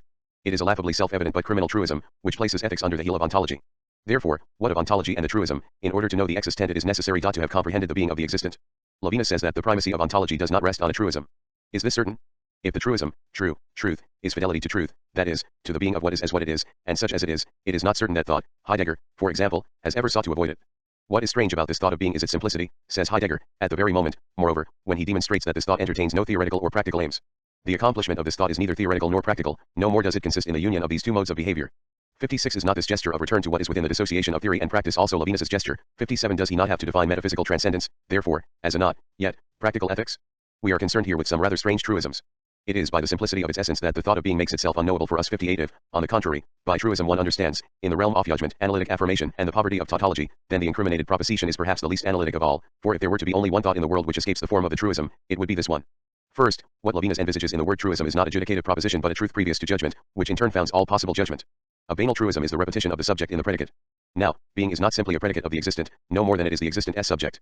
If it is taken as essence or as existence, as being such or being there, if it is taken as copula or underscore as position of existence, or, more profoundly and more originally, if it is taken as the unitary focal point of all these possibilities, then the being of the existent does not belong to the realm of predication, because it is already implied in all predication in general, and makes predication possible. And it makes every synthetic or analytic judgment possible. It is beyond genre and categories, transcendental in the scholastic sense, before scholasticism had made of the transcendental a supreme and infinite existent, God himself. It must be a singular truism that, through which is sought, in the most profound way, as the most concrete thought of all thoughts, the common root of essence and existence, without which no judgment, no language would be possible, and which every concept can only presuppose, by dissimulating it. 59 But if ontology is not a truism, or at least a truism among others, and if the strange difference between being and the existent has a meaning, or is meaning, can one speak of the priority of being in relation to the existent? An important question, here, for it is this alleged priority which, for Levinas, would enslave ethics to ontology. There can be an order of priority only between two determined things, two existents. Being, since it is nothing outside the existent, a theme which Levinas had commented upon so well previously, could in no way precede the existent, whether in time, or in dignity, etc. Nothing is more clear, as concerns this, in Heidegger's thought. Henceforth, one cannot legitimately speak of the subordination of the existent to being, or, for example, of the ethical relation to the ontological relation. To pre-comprehend or explicate the implicit relation of being to the existent 60 is not to submit the existent, for example, someone, to being in a violent fashion. Being is but the being of this existent, and does not exist outside it as a foreign power, or as a hostile or neutral impersonal element. The neutrality so often denounced by Levinas can only be the characteristic of an undetermined existent, of an anonymous antic power, of a conceptual generality, or of a principle. Now, being is not a principle, is not a principial existent, an archaea which would permit Levinas to insert the face of a faceless tyrant under the name of being. The thought of being, of the existent, is radically foreign to the search for a principle, or even for a root, although certain images lead us to believe this, occasionally, or for a tree of knowledge, it is, as we have seen, beyond theory, and is not the first word of theory. It is even beyond all hierarchy as. If every philosophy, every metaphysics, has always sought to determine the first existent, the excellent and truly existent, then the thought of the being of the existent is not this metaphysics or first philosophy. It is not even ontology, cf. above, if ontology is another name for first philosophy. Since it is not first philosophy concerned with the archae-existent, that is, the first thing or first cause which governs, then the thought of being is neither concerned with, nor exercises, any power. For power is a relationship between existents. Such thinking has no result. It produces no effect, humanismus. Levinas writes, ontology, as first philosophy, is a philosophy of power, ti. This is perhaps true. But we have just seen that the thought of being is neither ontology, nor first philosophy, nor a philosophy of power.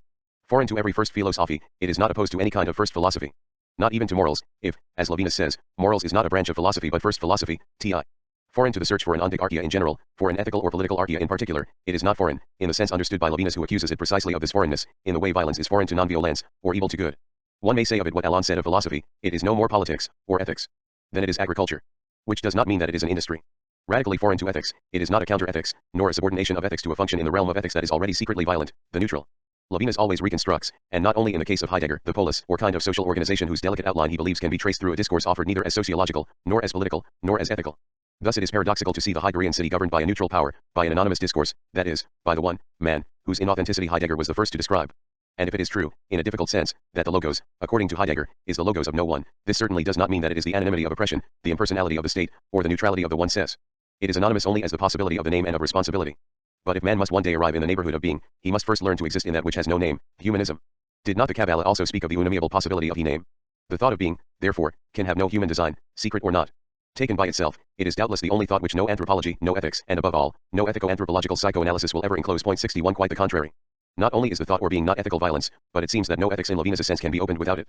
Thought or at least the pre-comprehension of being conditions, in its own fashion, which excludes every ontic conditionality, principles, causes, premises, etc., the recognition of the essence of the existent, for example someone, existent as other self, etc. It conditions the respect for the other as what it is, other. Without this acknowledgement, which is not a knowledge, or let us say without this letting be of an existent, other, as something existing outside me in the essence of what it is, first in its aldi, no ethics would be possible. To let be is an expression of Heidegger's which does not mean, as Levinas seems to think, 62 to let be as an object of comprehension first, and, in the case of the other, as interlocutor afterward. The letting be concerns all possible forms of the existent, and even those which, by essence, cannot be transformed into objects of comprehension 63 if it belongs to the essence of the other first and foremost to be an interlocutor and to be interpellated, then the letting be will let the other be what it is, will respect it as interpellated interlocutor. The letting be does not only, or by privilege, concern impersonal things. To let the other be in its existence and essence as other means that what gains access to thought, or, and, what thought gains access to, is that which is essence and that which is existence, and that which is the being which they both presuppose. Without this, no letting be would be possible, and first of all, the letting be of respect and of the ethical commandment addressing itself to freedom. Violence would reign to such a degree that it would no longer even be able to appear and be named. Therefore, the relation to the being of the existent cannot possibly dominate the relation to the existent. Heidegger not only would criticize the notion of a relation to being, just as Levinas criticizes that of a relation to the other, but also the notion of domination. Being is not elevated, is not the land of the existent, for elevation belongs to the existent. There are few themes which have demanded Heidegger's insistence to this extent. Being is not an excellent existent. That being is not above the existent does not imply that it is beside it. For then it would be another existent. Therefore, it is difficult to speak of the ontological significance of the existent in the general economy of being which Heidegger simply places beside being through a distinction. It is true that Levinas acknowledges elsewhere that if there is distinction, there is not separation, and this is already to acknowledge the impossibility of every relationship of ontic domination between being and existent. In reality, there is not even a distinction in the usual sense of the word between being and existent. For reasons of essence, and first because being is nothing outside the existent, and because the opening amounts to the ontico-ontological difference, it is impossible to avoid the ontic metaphor in order to articulate being in language, in order to let being circulate in language. This is why Heidegger once says of language that it is lich ten verbergent and confit sens /elst, who 111 onis 111 us. At one and the same time language illuminates and hides being itself. Nevertheless, being itself is alone in its absolute resistance to E11E1Y111 Every philology which allegedly reduces the meaning of being to the metaphorical origin of the word being, whatever the historical, scientific, value of its hypotheses, misses the history of the meaning of being. This history is to such an extent the history of a liberation of being as concerns the determined existent, that one existent among others has come to be thought of as the eponymous existent of being, for example, respiration. Renan and Nietzsche, for example, refer to respiration as the etymological origin of the word being when they wish to reduce the meaning of what they take to be a concept to indeterminate generality of being to its modest metaphorical origin. Renan, on the origin of language. Nietzsche, the birth of philosophy. 64 Thus is explained all of empirical history, except precisely for the essential, that is, the thought that respiration and non-respiration are, for example, and are in a determined way, among other antic determinations.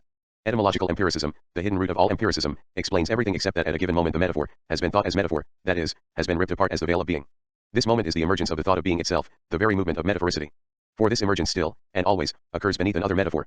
As Hegel says somewhere, empiricism always forgets, at very least, that it employs the words to be. Empiricism is thinking by metaphor without thinking the metaphor as such. Concerning being and respiration, let us permit ourselves a juxtaposition which does not only have the value of a historical curiosity. In a letter to X, dated March 1638, Descartes explains that the proposition I breathe, therefore I am concludes nothing, if it has not been proven previously that one exists, or if one does not imply/think that I breathe, even if I am mistaken in this, therefore I am, and it is nothing other to state in the sense I breathe, therefore I am than I think, therefore I am. Which means, in terms of what concerns us here, that the meaning of respiration is always but a dependent and particular determination of my thought and my existence, and a fortiori of thought and of being in general. Supposing that the word being is derived from a word meaning respiration, or any other determined thing, no etymology or philology as such, and as determined sciences will be able to account for the thought for which respiration, or any other determined thing, becomes a determination of being among others. Here, for example, no philology will be able to account for the gesture of Descartes' thought. One must travel other roads or another reading of Nietzsche in order to trace the genealogy of the unheard of meaning of being. This is a first reason why the relation with an existent, with someone, the ethical relation, cannot be dominated by relation with the being of the existent, a relation of knowledge. Second reason, the relation with the being of the existent, which is in no way a relation, above all is not a relation of knowledge. 65 It is not a theory, as we have seen, and teaches us nothing about what is. It is because it is not science that Heidegger sometimes refuses it even the name of ontology, after having distinguished it from metaphysics, and even from fundamental ontology. Since it is not knowledge, the thought of being is not to be confused with the concept of pure being as undetermined one in generality. Formerly, Levinas had given us to understand this, precisely because being is not an existent, it must not be apprehended per genus et differentium specificum, eta. Now, according to Levinas, all violence is a violence of the concept, and both is ontology fundamental, and totality and infinity interpret the thought of being as a concept of being. Opposing himself to Heidegger, Levinas writes, among many other semi-lar passages, in our relation with the other, the latter does not affect us on the basis of a concept, ls ontology fundamental. According to Levinas, it is / Finally the absolutely undetermined concept of being which offers the other to our understanding, that is, to our power and our violence. Now Heidegger is emphatic on this point, the being which is in question is not the concept to which the existent, for example, someone, is to be submitted, subsumed. Being is not the concept of a rather indeterminate and abstract predicate, seeking to cover the totality of existence in its extreme universality, L, because it is not a predicate, and authorizes all predication, 2, because it is older than the concrete presence of the ends, 3, because belonging to being does not cancel any predicative differently, 4 liu, on the contrary, permits the emergence of every possible difference tu, d is therefore transcategorical, and Heidegger would say of it what Levinas and a, sqltblj::com.attactory t categor.I, ti. The question of being as a question of the postio the concept of being arises from the preconceptual comprehension of being. 67 writes Heidegger, opening a dialogue and a repetition, as concerns the Hegelian concept of pure being as nothingness, which will not cease to deepen and, in the style which is almost always that of Heidegger's dialogue with the thinkers of tradition, will not cease to permit Hegel's discourse to grow and to speak Hegel's discourse as that of all of metaphysics, Hegel included, or rather, being entirely included in Hegel. Thus, the thought or pre-comprehension of being signifies nothing less than a conceptual or totalitarian comprehension. What we have just said of being could also be said of the same. 68 To treat being, and the same, as categories, or to treat the relationship to being as a relation to a category which itself could be, by reversal of terms, ti, posed afterward, or subordinated to a determined relation, an ethical relation, for example, is this not to forbid oneself event determination, the ethical one, for example, from the outset? Every determination, in effect, presupposes the thought of being. Without it, how can one give meaning to being as other self, to the irreducibility of the existence and the essence of the other, and to the consequent responsibility? Etc. This prerogative, of being answerable to oneself is assent, in short, this prerogative of existing, involves in itself the necessity of a comprehension of being. 69 If to understand being is to be able to let be, that is, to respect being in essence and existence, and to be responsible for one's respect, then the understanding of being always concerns alteriority, and par excellence the alteriority of the other in all its originality. One can have to let be only that which one is not. If being is always to be let be, and if to think is to let being be, then being is indeed the other of thought. But since it is what it is only by the letting be of thought, and since the latter is thought only by virtue of the presence of the being which it lets be, then thought and being, thought and the other, are the same, which, let us recall, does not mean identical, or one, or equal. This amounts to stating that the thinking of being does not make of the other a species of the genre being. Not only because the other is refractory to the category, but because being is not a category. Like the other, being is not at all the accomplice of the totality, whether of the finite totality, the violent totality of which Levinas speaks, or of an infinite totality. The notion of totality is always related to the existent. It is always a metaphysical or theological notion, and the notions of finite and infinite take on meaning in relation to it. 70 Foreign to the finite totality, or to the infinity of existence, foreign in the sense specified above, foreign without being another existent or another totality of existence, being could not oppress or enclose the existent and its differences. If the glance of the other is to command me, as Levinas says, and is to command me to command, then I must be able to let be the other in his freedom as other, and vice versa. But being itself commands nothing or no one. As being is not the Lord of the existent, its priority, antic metaphor, is not an archaea. The best li, I. Putin and, il T9 li, ign, which makes the dash. L search for an arch to tremble. Only the thought of BIM can do so, and not /t traditional philosophy or metaphysics. The latter are therefore politics j which can escape ethical violence only by economy, by battling violently against the violences of the anarchy whose possibility, in history, is still the accomplice g /:/ dash of archaeism. Just as he implicitly had to appeal to phenomenological self-evidences against phenomenology, Levinas must ceaselessly suppose and practice the thought of pre-comprehension of being in his discourse, even when he directs it against ontology. Otherwise, what would exteriority as the essence of being mean, ti? And that eschatology places one in relation to being, beyond a totality or history, and not with being beyond past and present, ti. And to support pluralism as the structure of being, tl? And that the encounter with the face / is, absolutely, a relation to what is. Perhaps man alone is substance, and this is why he is face. 71 Ethico-metaphysical transcendence therefore presupposes __.j ontological transcendence. The epikenetes, in Levinas's interpretation, would not lead beyond being itself, but beyond the totality of the existent or the existenthood of the existent, the being existent of the existent, or beyond antic history.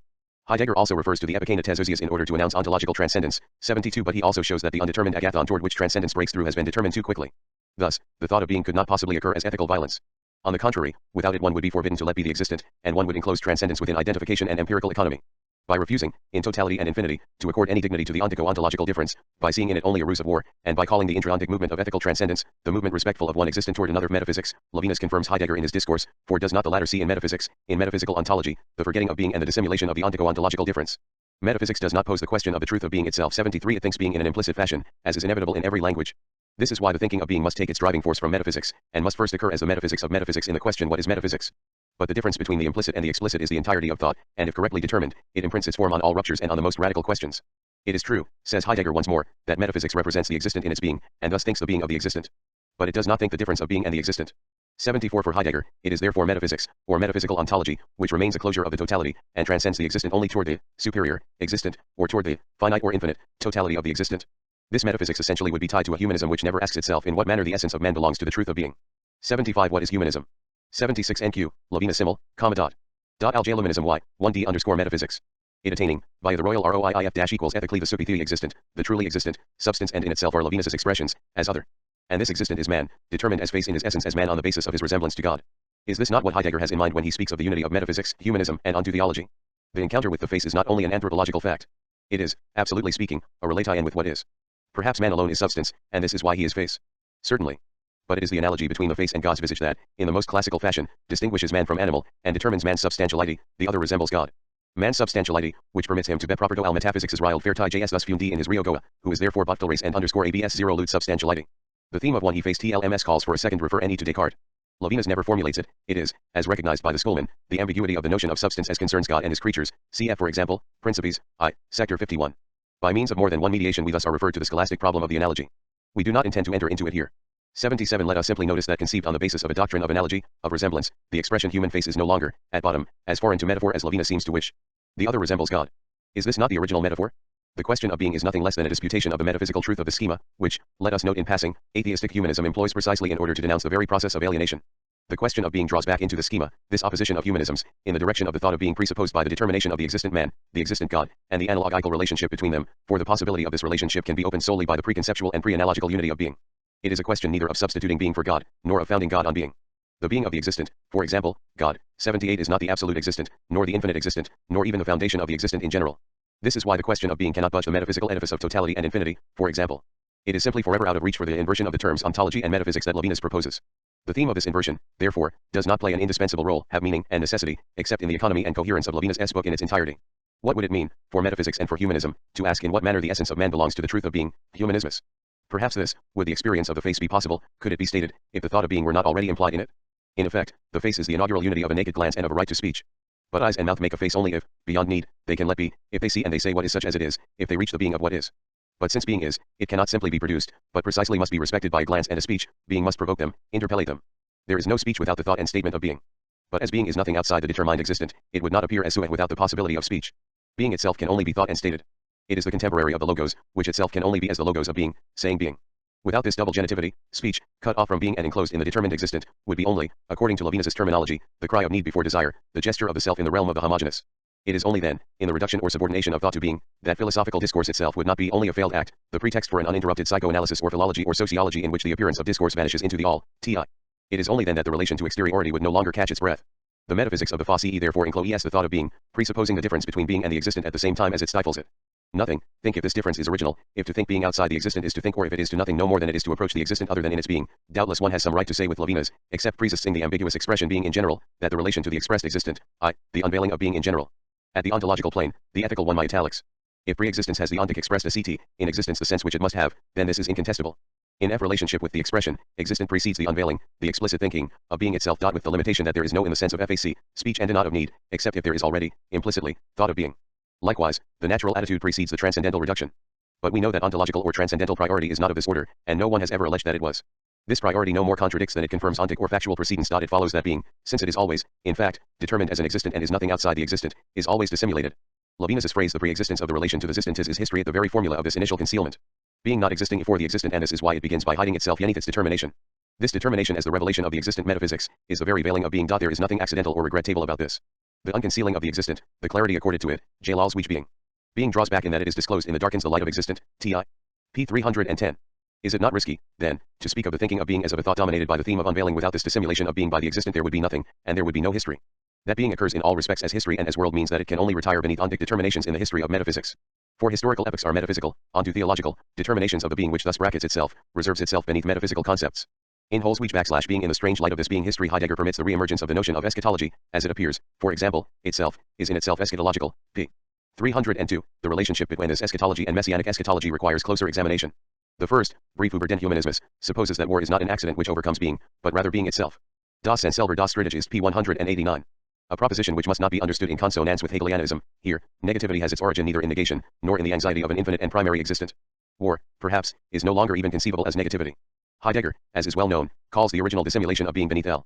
Il the existent, which is prior to the error in judgment, and which nothing precedes in the ontic order, erring florin, erring, going astray. Every epoch of world history is an epoch of erring. Holzweich p. 311. If being is time and histoge, then erring and the epochal essence of being are irreducible. Henceforth, hoje one accuse this thought of interminable wandering of being a new paganism / of the sight, a complacent cult of the sedentary. Ti, dl. 79 Here, the solicitation of the site and the land is in no way, it must be emphasized, a passionate attachment to territory or locality, is in no way a provincialism or particularism. It is, at very least, as little linked to empirical nationalism as is, or should be, the Hebraic nostalgia for the land, a nostalgia provoked not by an empirical / passion, but by the eruption of a speech or a promise. AD is not to interpret the Heideggerian theme of the land or the dwelling as a nationalism or a Baricism, first of all to express an allergy the word, the accusation, which Levinas plays upon so often to the climate of Heidegger's philosophy.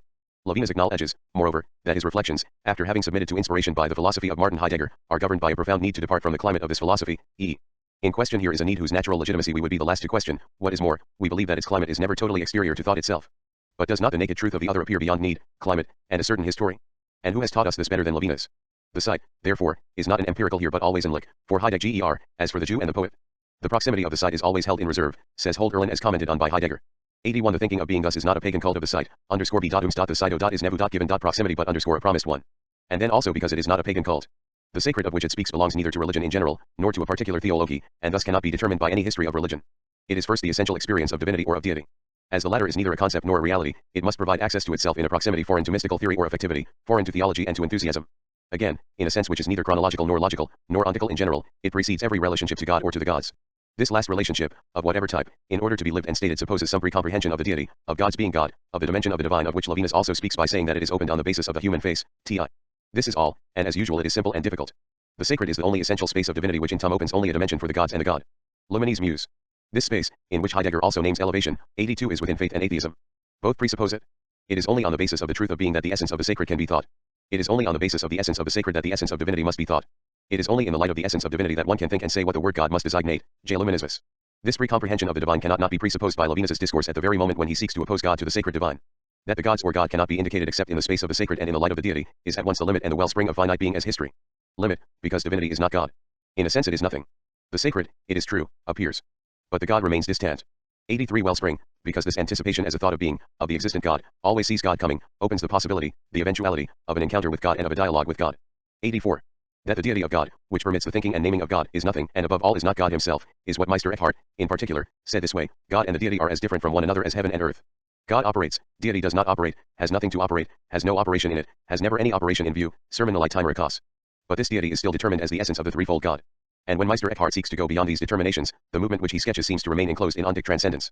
When I said that God was not a being and was above being, I did not thereby contest his being, but on the contrary attributed to him a more elevated being, quasi stella matutina. This negative theology is still a theology and, in its literality at least, it is concerned with liberating and acknowledging the ineffable transcendence of an infinite existent, being above being and superessential negation in its literality at least, but the difference between metaphysical ontotheology, on the one hand, and the thought of being, of difference, on the other, signifies the essential importance of the letter. Since everything occurs in movements of increasing explicitness, the literal difference is almost the entire difference of thought. This is why, here, when the thought of being goes beyond ontic determinations it is not a negative theology, nor even a negative ontology. Ontological anticipation, transcendence toward being, permits, an understanding of the word God, for example, even if this understanding is but the ether in which dissonance can resonate. This transcendence inhabits and founds language, and along with it the possibility of all being together, the possibility of a mitsane much more original than any of the eventual forms with which it has often been confused, solidarity, the team, companionship. 85 Implied by the discourse of totality and infinity, alone permitting to let be others in their truth, freeing dialogue, and the face-to-face, the thought of being is thus as close as possible to nonviolence. We do not say pure nonviolence. Like pure nonviolence is a contradictory concept. Contradictory beyond what Levinus calls formal logic. Pure violence, a relationship between beings without face, is not yet violence, is pure nonviolence. And inversely, pure nonviolence, the non-relation of the same to the other, in the sense understood by Levinus, is pure violence. Only a face can arrest violence, but can do so, in the first place, only because a face can provoke it. Levinus says it well: violence can only aim at the face, la violence any put viscertu on visage ti. Further, without the thought of being which opens the face, there would be only pure violence or pure nonviolence. Therefore, the thought of being, in its unveiling, is never foreign to a certain violence. 86 That this thought always appears in difference, and that the same thought, and, of, being is never the identical, means first that being is history, that being dissimulates itself in its occurrence, and originally does violence to itself in order to be stated and in order to appear. A being without violence would be a being which would occur outside the existent, nothing, non-history, non-occurrence, non-phenomenality. A speech produced without the least violence would determine nothing, would say nothing, would offer nothing to the other, it would not be histo-y, and it would show nothing, in every sense of the word, and first of all the Greek sense, it would be speech without phrase. In the last analysis, according to Levinus, non-violent language would be a language which would do without the verb to be, that is, without predication. Predication is the first violence. Since the verb to be and the predicative act are implied in every other verb, and in every common noun, non-violent language, in the last analysis, would be a language of pure invocation, pure adoration, proffering only proper nouns in order to call to the other from afar. In effect, such a language would be purified of all rhetoric, which is what Levinus explicitly desires, and purified of the first sense of rhetoric, which we can invoke without artifice, that is, purified of every verb. Would such a language still deserve its name? Is a language free from all rhetoric possible? The Greeks, who taught us what logos meant, would never have accepted this. Plato tells us in the Critylus, 425a, the Sophist, 262 ad, and in letter 7, 342b, that there is no logos which does not suppose the interlacing of nouns and verbs. Finally, if one remains within Levinus's intentions, what would a language without phrase, a language which would say nothing, offer to the other? Language must give the world to the other, totality and infinity tells us. A master who forbids himself the phrase would give nothing. He would have no disciples but only slaves. The work or liturgy that is the expenditure which breaks with economy, and which must not be thought, according to Levinus, as a game, would be forbidden to him. Thus, in its most elevated nonviolent urgency, denouncing the passage through being and the moment of the concept, Levinus' thought would not only propose an ethics without law, as we said above, but also a language without phrase. Which would be entirely coherent if the face was only glance, but it is also speech, and in speech it is the phrase which makes the cry of need become the expression of desire. Now, there is no phrase which is indeterminate, that is, which does not pass through the violence of the concept. Violence appears with articulation. And the latter is opened only by, the at first preconceptual, circulation of being. The very elocution of nonviolent metaphysics is its first disavowal. Levinas doubtless would not deny that every historical language carries within it an irreducible conceptual moment, and therefore a certain violence. From his point of view, the origin and possibility of the concept are simply not the thought of being, but the gift of the world to the other as totally other, cf., for example, TI, p. 175. In its original possibility as offer, in its still silent intention, language is non-violent, but can it be language, in this pure intention? It becomes violent only in its history, in what we have called the phrase, which obliges it to articulate itself in a conceptual syntax opening the circulation of the same, permitting itself to be governed both by ontology and by what remains, for Levinas, the concept of concepts, being. Now, for Levinas, the concept of being would be only an abstract means produced for the gift of the world to the other who is above being. Hence, only in its silent origin, before being, would language be non-violent. But why history? Why does the phrase impose itself? Because if one does not uproot the silent origin from itself violently, if one decides not to speak, then the worst violence will silently cohabit the idea of peace. Peace is made only in a certain silence, which is determined and protected by the violence of speech. Since speech says nothing other than the horizon of this silent peace by which it has itself summoned and that it is its mission to protect and to prepare, speech indefinitely remains silent. One never escapes the economy of war. It is evident that to separate the original possibility of speech as non-violence and gift from the violence necessary in historical actuality is to prop up thought by means of transhistoricity, which Levinas does explicitly, despite his initial critique of Husserlian and historicism. For Levinas, the origin of meaning is non-history, is beyond history. One would then have to ask whether it is any longer possible to identify thought and language as Levinas seeks to do. A 1D one would have to ask whether this transhistoricity of meaning is authentically Hebraic in its inspiration, and finally, whether this non-history uproots itself from history in general, or only from a certain empirical or ontic dimension of history. And whether the eschatology invoked can be separated from every reference to history. For our own reference to history, here, is only contextual. The economy of which we are speaking does not any longer accommodate the concept of history such as it has always functioned, and which it is difficult, if not impossibly, to lift from its teleological or eschatological horizon. The anhistoricity of meaning at its origin is what profoundly separates Levinas from Heidegger, therefore. Since being is history for the latter, it is not outside difference. And thus, it originally occurs as non-ethical violence, as dissimulation of itself in its own unveiling. That language, thereby, always hides its own origin is not a contradiction, but history itself. In the ontological historical 87 violence which permits the thinking of ethical violence, in economy as the thought of being, being is necessarily dissimulated. The first violence is this dissimulation, but it is also the first defeat of nihilistic violence, and the first epiphany of being. Being, thus, is less the primum cognitum, as was said, than the first dissimulated, and these two propositions are not contradictory. For Levinas, on the contrary, being, understood as concept, is the first dissimilating, and the ontico-ontological difference thereby would neutralize difference, the infinite aldirity of the totally other. The ontico-ontological difference, moreover, would be conceivable only on the basis of the idea of the infinite, of the unanimous anticipatable eruption of the totally other existent. For Levinas, as for Heidegger, language would be at once a coming forth and a holding back, reserve, enlightenment, and obscurity, and for both, dissimulation would be a conceptual gesture. But for Levinas, the concept is on the plane of being, for Heidegger it is on the plane of ontic determination. This schema accentuates their opposition but, as is often the case, also permits one to conjecture about their proximity, the proximity of two eschatologies which by opposed roots repeat and put into question the entire philosophical adventure issued from Platonism. Interrogate it simultaneously from within and without, in the form of a question to Hegel, in whom this adventure is thought and recapitulated. This proximity would be indicated in questions of this type. On the one hand, is God, the infinite other existent, still an existent which can be precomprehended on the basis of a thought of being, singularly, of divinity? In other words, can infinity be called an ontic determination? Has not God always been thought of as the name of that which is not a supreme existent precomprehended on the basis of a thought of being? Is not God the name of that which cannot be anticipated on the basis of the dimension of the divine? Is not God the other name of being, name because non-concept, the thinking of which would open difference and the ontological horizon, instead of being indicated in them only? Opening of the horizon, and not in the horizon. Through the thought of infinity, the ontic enclosure would have already been broken but in a sense of the unthought that would have to be examined more closely by means of what Heidegger calls metaphysics and onto theology. On the other hand, is not the thought of being the thought of the other before being the homogeneous identity of the concept, and the asphyxiation of the same? Is not the beyond history of eschatology the other name of the transition to a more profound history, to history itself? But to a history which, unable any longer to be itself in any original or final presence, would have to change its name. In other words, perhaps one might say that ontology precedes theology only by putting between brackets the content of the ontic determination which, in post-Hellenic philosophical thought, is called God, to wit, the positive infinity. The positive infinity would only have the nominal appearance of what is called an ontic determination. In truth, it would be that which refuses to be an ontic determination which is included as such in the thought of being, that is, on the basis and in the light of a thought of being. On the contrary, it is infinity as non-determination and concrete operation which would permit the thinking of the difference between being and ontic determination. The ontic content of infinity would destroy ontic closure. Implicitly or not, the thought of infinity would open the question, and the ontico-ontological difference. Paradoxically, it would be this thought of infinity, what is called the thought of God, which would permit one to affirm the priority of ontology over theology, and to affirm that the thought of being is presupposed by the thought of God. Doubtless, it is for this reason that Duns Scotus or Malebranche, respectful of the presence in all thought of uniform being, or being in general, did not believe it necessary to distinguish between the levels of ontology, or metaphysics, and theology. Heidegger often reminds us of the strange simplicity of the thought of being. This is both its difficulty and that which properly touches upon the unknowable. For Heidegger, infinity would be only one eventual determination of this simplicity. For Malebranche, infinity is its very form. The idea of the extended infinite thus encloses more reality than that of the heavens, and the idea of the infinite in all genres of being, that which corresponds to this word, being, the infinitely perfect being, contains infinitely more reality, although the perception with which this idea affects us is the slightest of all, and is slighter to the extent that it is more vast, and consequently infinitely slight because infinite, entreti and dion. Philosophic ratian avec un philosophic what? Since being is nothing, determined, it is necessarily produced in difference, as difference is, on the one hand, to say that being is infinite, or to say, on the other, that it is revealed as produced only in simultaneity with, in einsinnet, nothingness, what else metaphysics. Which means that it is finite in its essence, ibid, fundamentally to say anything else. But one would have to show that He'll_Egger never meant anything else than classical metaphysics, and that the transgressed science of metaphysics is not a new metaphysical or onto theological thesis. Thus, the question about the being of the existent would not only introduce among others the question about the existent God, it already would suppose God as the very possibility of its question, and as the answer within its question. God always would be implied in every question about God, and would precede every method. The very content of the thought of God is that of a being about which no question could be asked, except by being asked by it, and which cannot be determined as an existent. The Idiot, Idiota, an admirable meditation by Nicholas of CUSA, develops this implication of God in every question, and first in the question of God. For example, the idiot, see how easy the difficulty is in divine things, that it always offers itself to the seeker, in the same manner that it is sought for. The orator, without doubt, there is nothing more wonderful. /d, every question concerning God presupposeth the thing questioned, and that must be in word, which in every question concerning God, the question presupposeth, one for God, although he be unsignifiable, is signified in every signification of terms. Or, declare thyself more at large. Id, doth not the question, whether a thing be or no, presuppose the entity? Or, yes. Id, therefore when it is demanded of thee, whether God be, or whether there be a God, answer that which is presupposed, namely that he is, because that is the entity presupposed in the question. So, if any man shall ask thee, what is God? Considering that this question presupposeth a quiddity to be, thou shalt answer, that God is absolute quiddity itself. And so for all things. Nor need there be any hesitation or doubt in this, for God is the absolute presupposition itself, of all things, which, after what manner soever, are presupposed as in every effect the cause is presupposed. See therefore, orator, how easy theological difficulty is. If that which in every question is presupposed, be in divine matters an answer unto the question, then of God there can be no proper question, because the answer coincides with it. 88 By making the origin of language, meaning, and difference the relation to the infinitely other, Levinus is resigned to betraying his own intentions in his philosophical discourse. The latter is understood, and instructs, only by first permitting the same and being to circulate within it. A classical schema here complicated by a metaphysics of dialogue and instruction, of a demonstration which contradicts what is demonstrated by the very rigor and truth of its development. The 1,000 times denounced circle of historicism, psychologism, relativism, etc.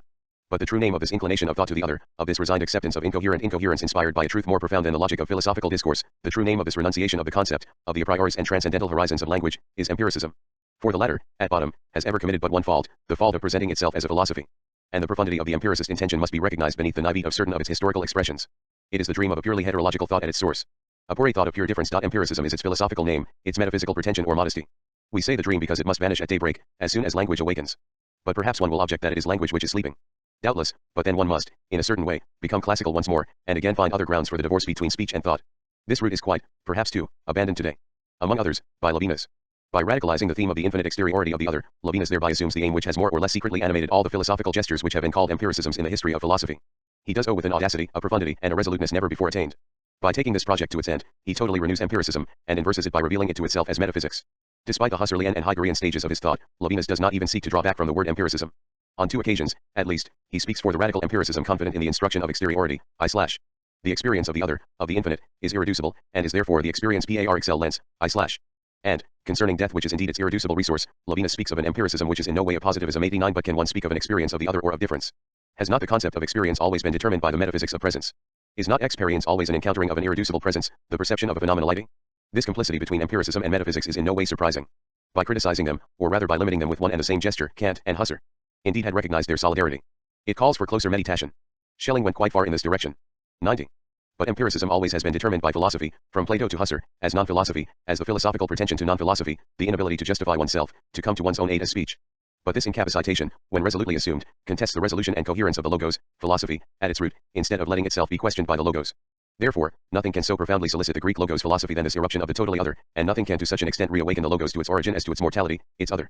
But if one calls this experience of the infinitely other Judaism, which is only a hypothesis for us, one must reflect upon the necessity in which this experience finds itself, the injunction by which it is ordered to occur as logos, and to reawaken the Greek in the autistic syntax of his own dream. The necessity to avoid the worst violence, which threatens when one silently delivers on LF into the hands of the other in the night. The necessity to borrow the ways of the unique philosophical logos, which can only invert the curvature of space for the benefit of the same. A same which is not the identical, and which does not enclose the other. It was a Greek who said, if one has to philosophize, one has to philosophize, if one does not have to philosophize, one still has to philosophize, to say it and think it. One always has to philosophize. Levinus knows this better than others. One could not possibly reject the scriptures without knowing how to read them, nor say philology without philosophy, nor, if need be, arrest philosophical discourse without philosophizing, dl. One must refer I am convinced to the medium of all comprehension and of all understanding in which all truth is reflected precisely to Greek civilization, and to what it produced, to the logos, to the coherent discourse of reason, to life in a reasonable state. This is the true grounds of all understanding, dl. Such a side of encounter cannot only offer occasional hospitality to a thought which would remain foreign to it. And still less may the Greek absent himself, having loaned his house and his language, while the Jew and the Christian meet in his home, for this is the encounter in question in the text just cited. Greece is not a neutral, provisional territory, beyond borders. The history in which the Greek logos is produced cannot be a happy accident providing grounds for understanding to those who understand eschatological prophecy, and to those who do not understand it at all. It cannot be outside and accidental for any thought. The Greek miracle is not this or that, such and such astonishing success, it is the impossibility for any thought ever to treat its sages as sages of the outside, according to the expression of St. John Chrysostom. In having proffered the epikena tesousias, in having recognized from its second word, for example, in the sophist, that alt euridae had to circulate at the origin of meaning, in welcoming alt euridae in general into the heart of the logos, the Greek thought of being forever has protected itself against every absolutely surprising convocation. Are we Jews? Are we Greeks? We live in the difference between the Jew and the Greek, which is perhaps the unity of what is called history. We live in and of difference, that is, in hypocrisy, about which Levinas so profoundly says that it is not only a base contingent defect of man, but the underlying rending of a world attached to both the philosophers and the prophets, T/P24. Are we Greeks? Are we Jews? But who, we? Are we, not a chronological, but a prelogical question, first Jews or first Greeks? And does the strange dialogue between the Jew and the Greek, peace itself, have the form of the absolute, speculative logic of Hegel, the living logic which reconciles formal tautology and empirical heterology 91 after having thought prophetic discourse in the preface to the phenomenology of the mind? Or, on the contrary, does this peace have the form of infinite separation and of the unthinkable, unsayable transcendence of the other? To what horizon of peace does the language which asks this question belong? From L.ct. D9_JJ_draw. The energy of its question? Can it account for the historic coupling of Judaism and Hellenism? And what is the legitimacy, what is the meaning of the copula in this proposition from perhaps the most Hegelian of modem novelists, Greek is Greekula. Extremes meet, 92.